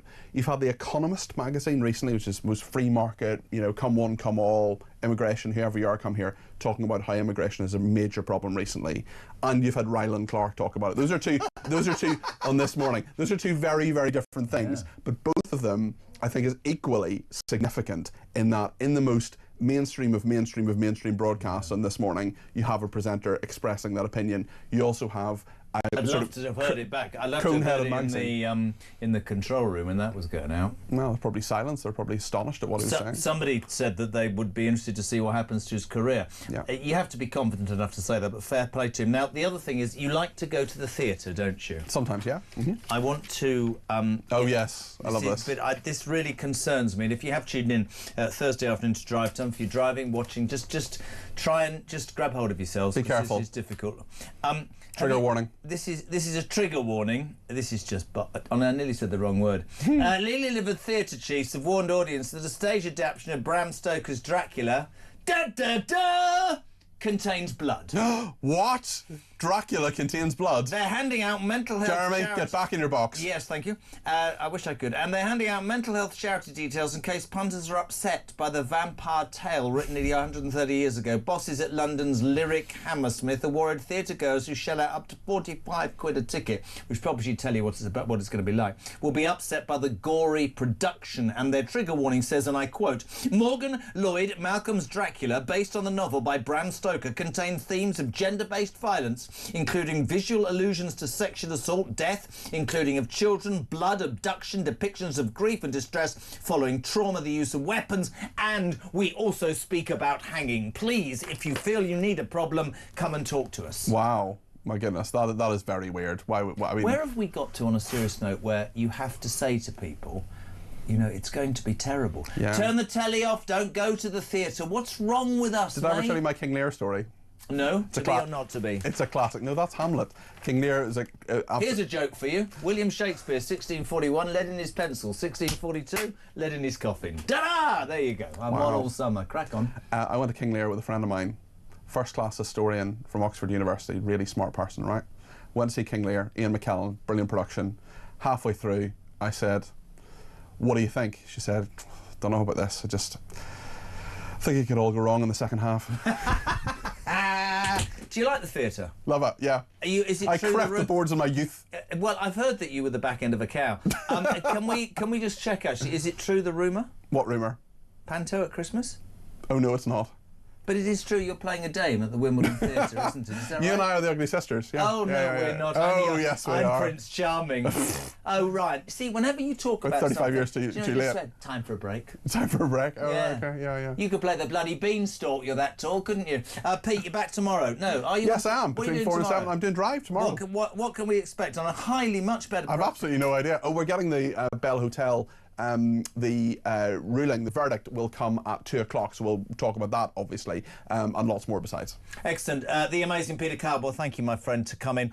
He's here tomorrow afternoon, 4 till 7, and at the weekends, 10 till 1, and all next week on Drive. And by February, he won't be here, trust me. I'm only joking. 6:25, I'm back in 3, because I'm off for a week.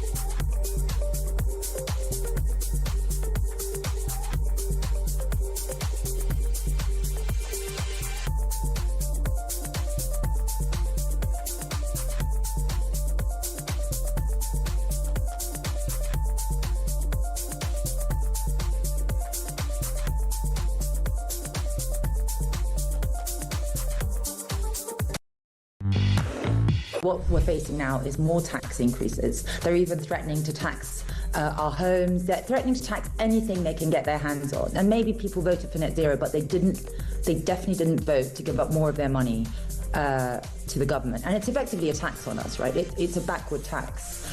While families choose between eating and heating, Labour's plan is to just drive bills through the roof and to chase some net zero while China opens a new coal plant every week. Yeah.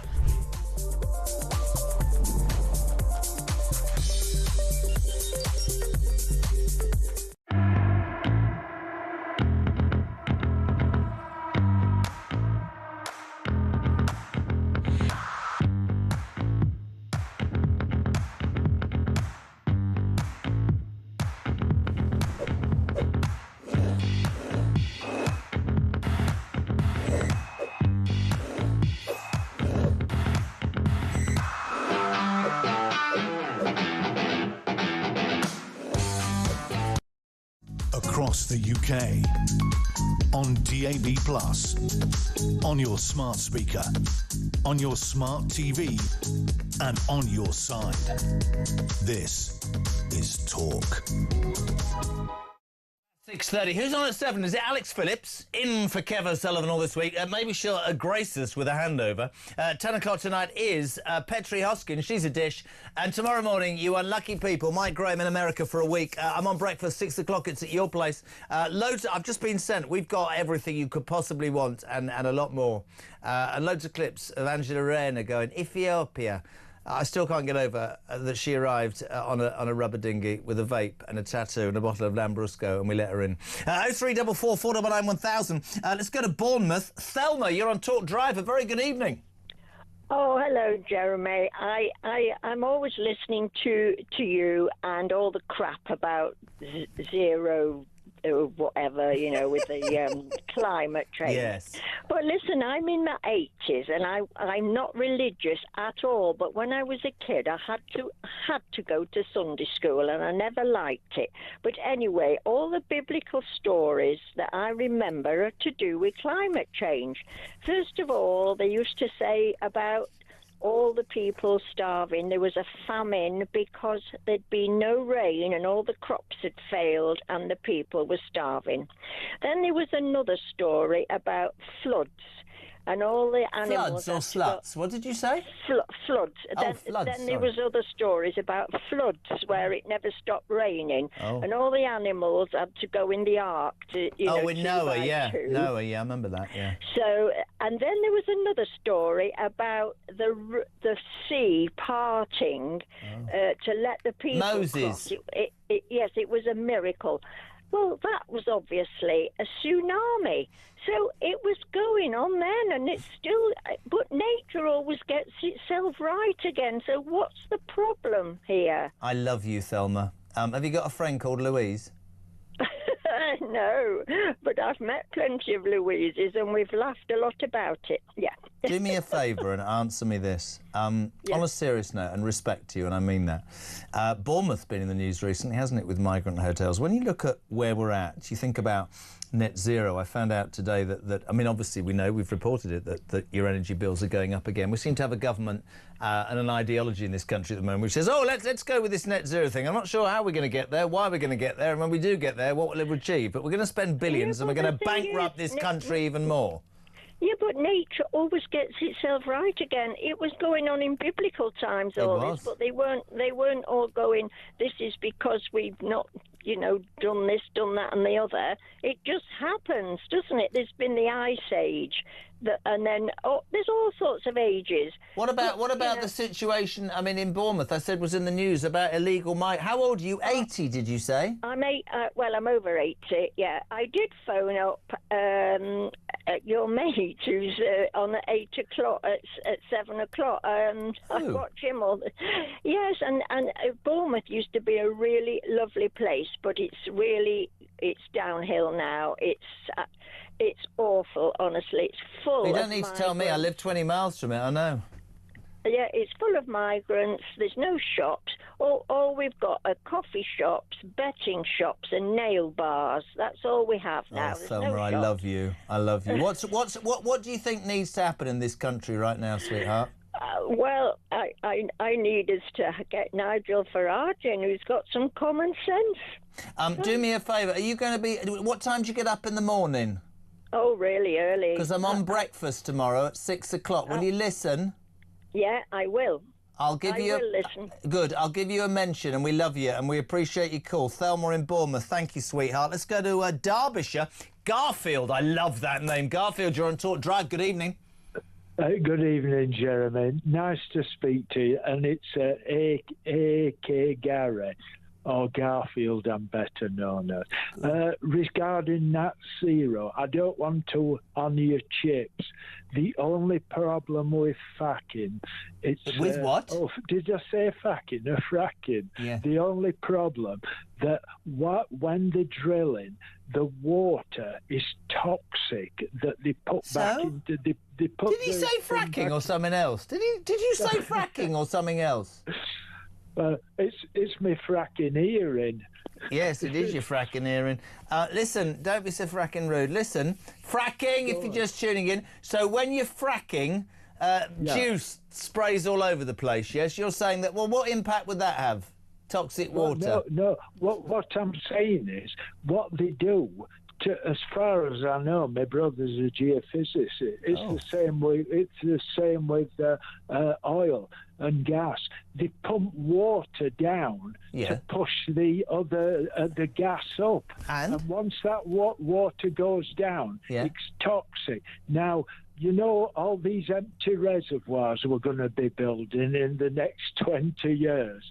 If you drill down for water next to rivers and reservoirs, at the moment you've got clean drinkable water, or that just needs filtering, you know. But if Are you telling me we shouldn't frack? It may be unwise, you know, with the... well, somehow, in my humble opinion, it makes no fracking sense, does it? That we've got... In the words of Donald Trump, and I don't want to... The truth is, we've got money in the form of gas and oil under our own ground. We're in the worst financial position we've ever been in. We're about to have to go cap in hand to the IMF. To me, it makes perfect sense. If the greatest brains in the world could get their heads together and go, how do we utilise what is a natural resource, Sir Garfield? Listen, it's a pleasure to have you on in Derbyshire. It's very good fun having him on the show, isn't it? Fracking. 25 to 7, Talk Drive.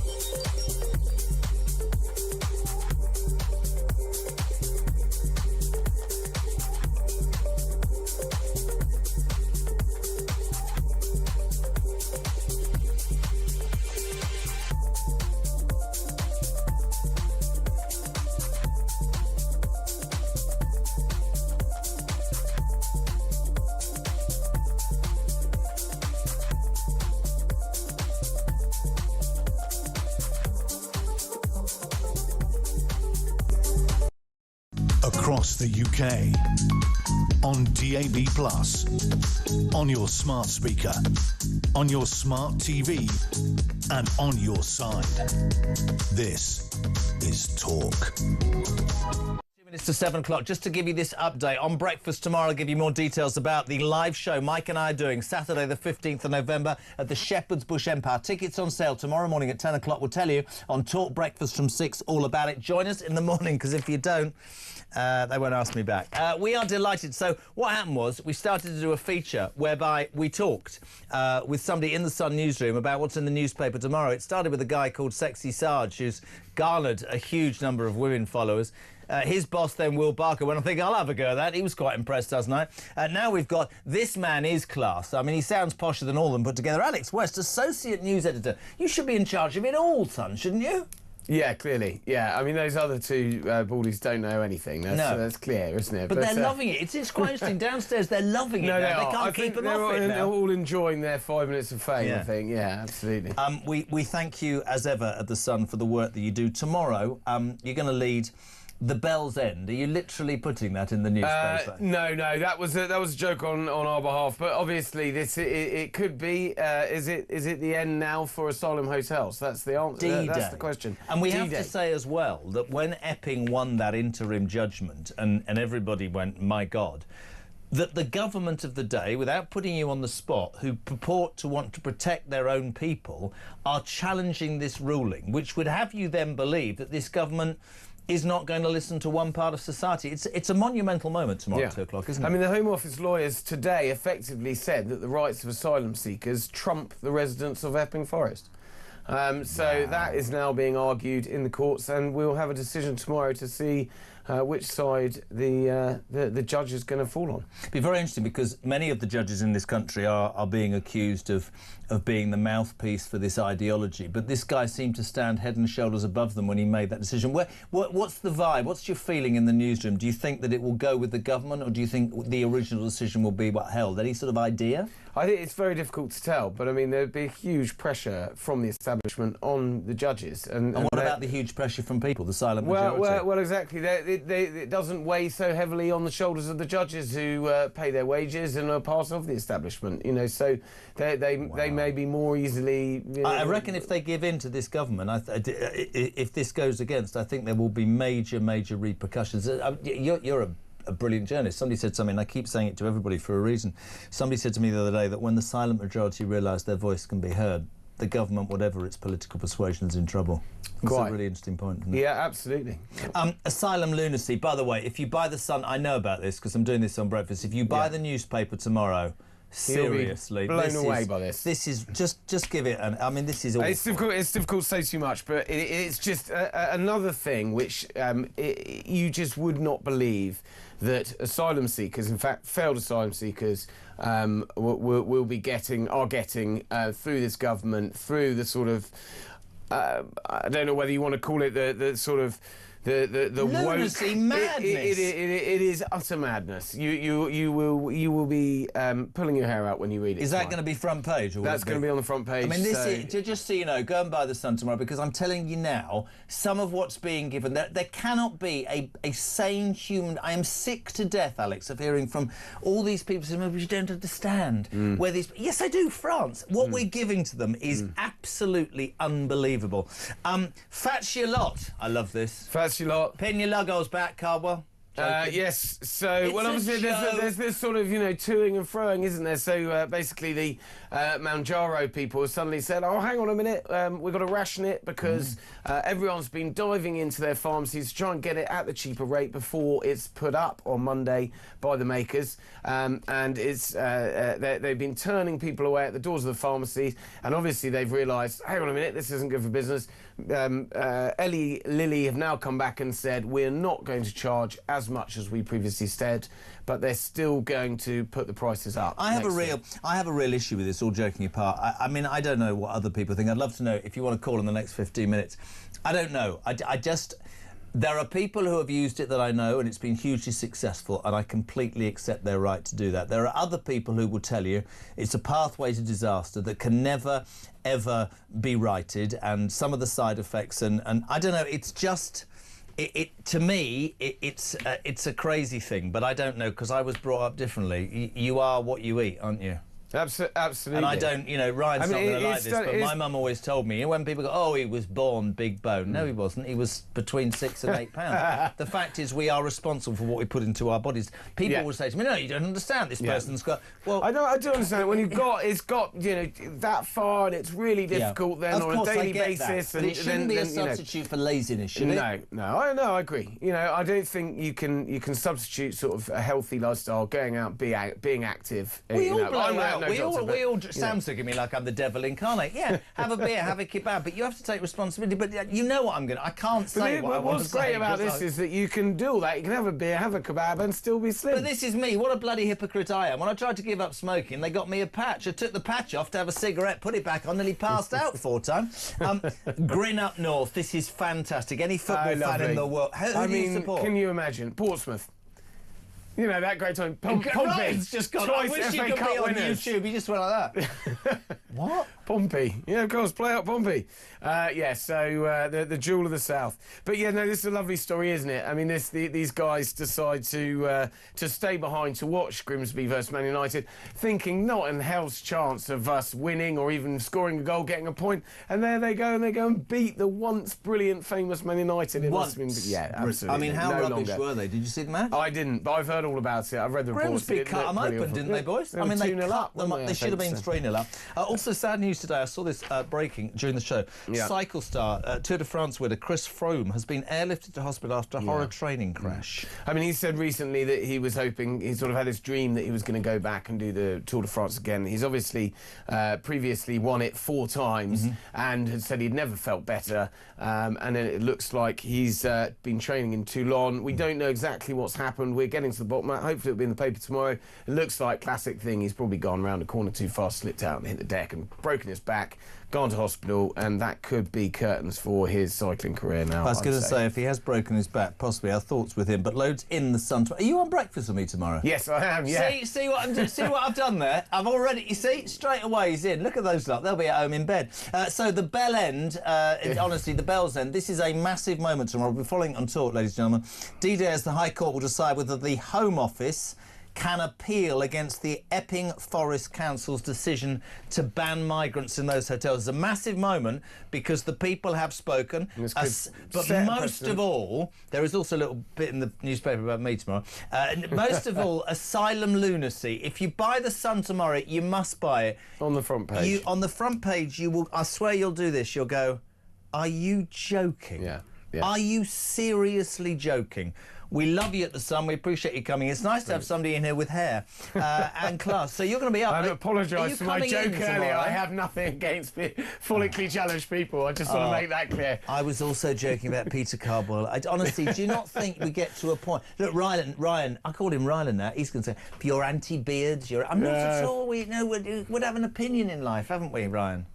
Do you ever think you'll be a Monjero? He's 8'7". Are you coming into breakfast? I'll be in the morning. What complete dedication. We love you, Alex West, Associate News Editor of The Sun. We love them there. Buy it tomorrow. We'll be back in 3.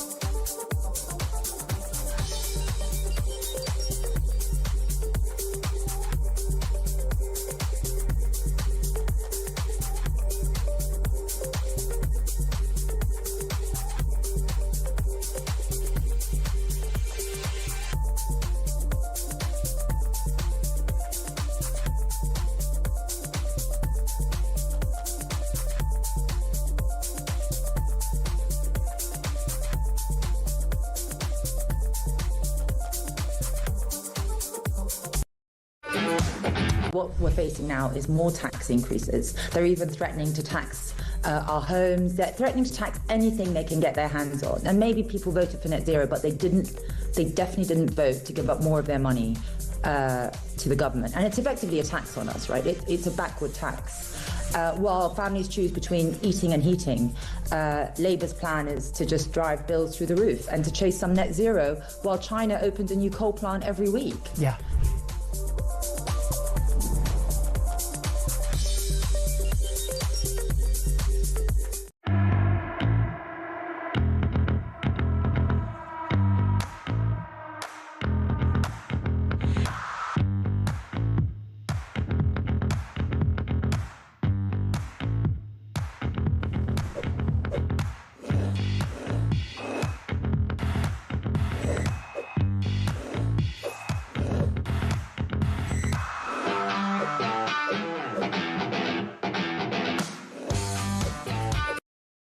Across the UK, on DAB+, on your smart speaker, on your smart TV, and on your side. This is Talk. 10 to 7. Alex Phillips here at 7. We pride ourselves on this station being the home of common sense. I've just been given a story by the amazing team here, and I swear to God I'm going to do this on breakfast. Are you ready for this? Essex County Council, Jesus God, has just announced it's offering support to its staff and encouraging them to reach out if the St George's or Union Jack flags have been put up in recent days and they've been upset by it. The council's Children and Families senior leadership team sent an email to staff yesterday saying it was aware of increasing visibility of St George's and Union Jack flags displayed on road signs, bridges and trees in Essex. Whilst these symbols may hold different meanings for different people, we recognise that for many, particularly our colleagues of colour, they can evoke feelings of discomfort and to be associated with anti-immigration rhetoric. I don't know what... do you know what? I'm actually not going to shout. I don't know what country I'm beginning to live in. Honestly, the British flag is associated with anti-immigration rhetoric. Anti-immigration rhetoric, Essex Council. Why don't you look at the people in your area who are struggling and get your heads out of your ideological backsides? Because if you think that the majority of British people consider that sort of statement to be anything other than madness, you won't be in power for long. I just... Why do you do it to me at 10 to 7? I'm not going to sleep now all night because I'm going to be so angry. Let's go to Wiltshire. Tracy, you're on Talk Drive. Have you felt traumatised by seeing a Union Jack, Trace? If you have, I'd like to offer you my unconditional support. Sorry, is it me now? Oh, God. Have you got the radio or television on, Trace? Right, hang on. Can you turn it off? Otherwise, I'll be coming out your ears or the microphone. Anyway, are you there? Hang on, two ticks. That's good, OK. There we go, it's Wiltshire, isn't it? Lovely. Tracy. You there, Trace? Yes, I'm here. Where are we calling you? Right, so I'm in Trowbridge, Wiltshire. Trowbridge, that's all right down there, isn't it? Anyway, listen, we haven't got long. What would you... all right, love? What would you... What? Don't take the piss. I'm not... what? I'm not... my daughter lives there, woman. Crack on. Right, OK. So my umbrage yes. is definitely towards I had a police incident a couple of weeks ago. We have to be careful if it's ongoing, so just really happy to hear your story, but be careful you're not specific, yeah? No, they've closed it down because they can't find any evidence. You mean, oh, hold on, that's a bit of a shock, though, that they actually investigated it, because today we found out that 285,000 people have reported crimes and the police haven't even made a note of it, Trace. That's why I wanted to call in, because they closed it down so quick. Yeah. And they was literally within not even 24 hours, they were like, oh no, we can't find any evidence. Can I ask you a genuinely serious question? Now we can hear each other. How does that, and people always say to me, why do you ask this question? But I do specifically for a reason. How does that make you feel about your country, the country you've lived in all your life? How does that make you feel about the police and just the whole goddamn system now? Okay, I'll be brutally honest. It scares the hell out of me. Yeah. I've got a 14-year-old son. Yeah. And he's not here at the moment. It scares the hell out of me what sort of life he's going to come into. I know you've got kids, and you get it as well.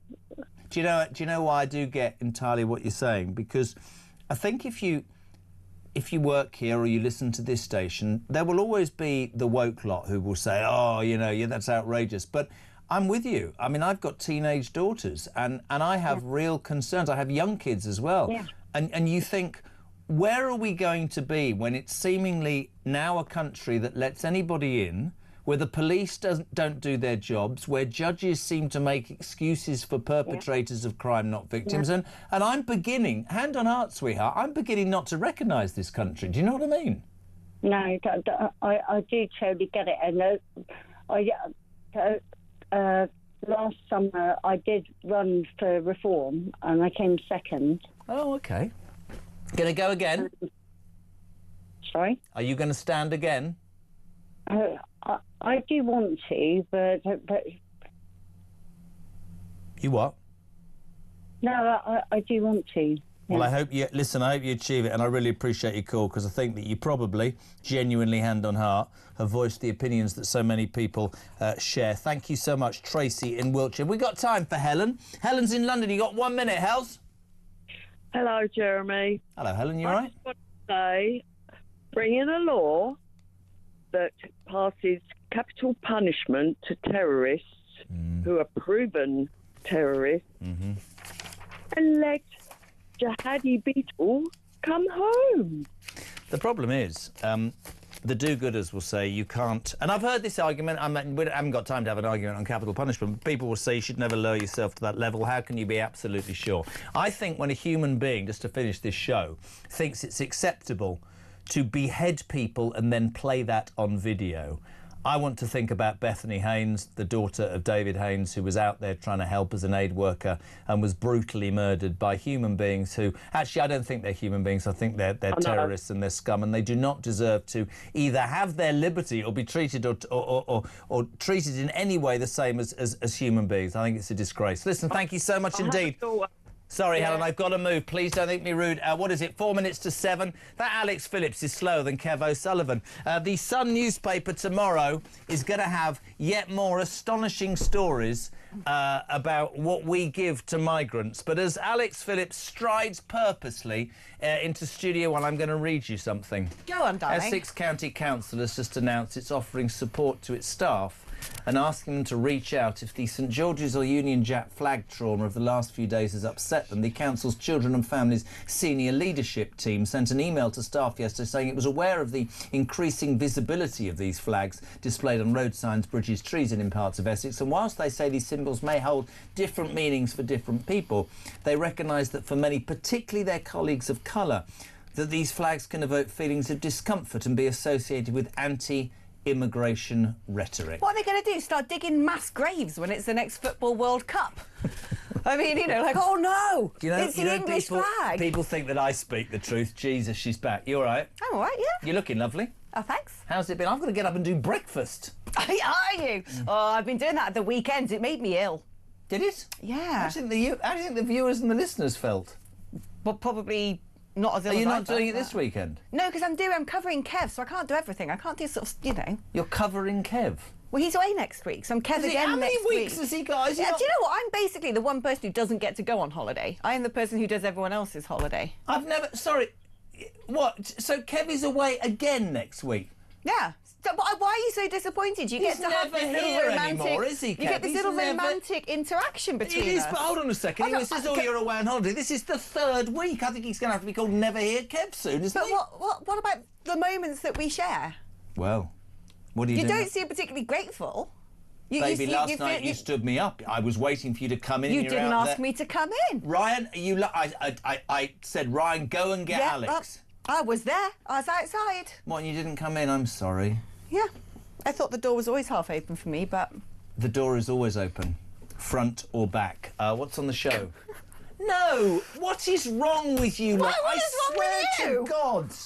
You can come into this studio through the front door or the back door. But there's only one door. There isn't. There's a secret door at the back. Where? I'll tell you after the show. Okay. Just crack on. What's happening? Well, we're going to talk about stuff, aren't we? Oh, no, I tell you what is happening. I tell you what is happening. This is very, very cool. So, there's a brilliant property tycoon, a very well-known man, who has essentially been offered by the government 37 grand a month if he turns his hotel into migrant accommodation. That's 400 grand a year, nearly 450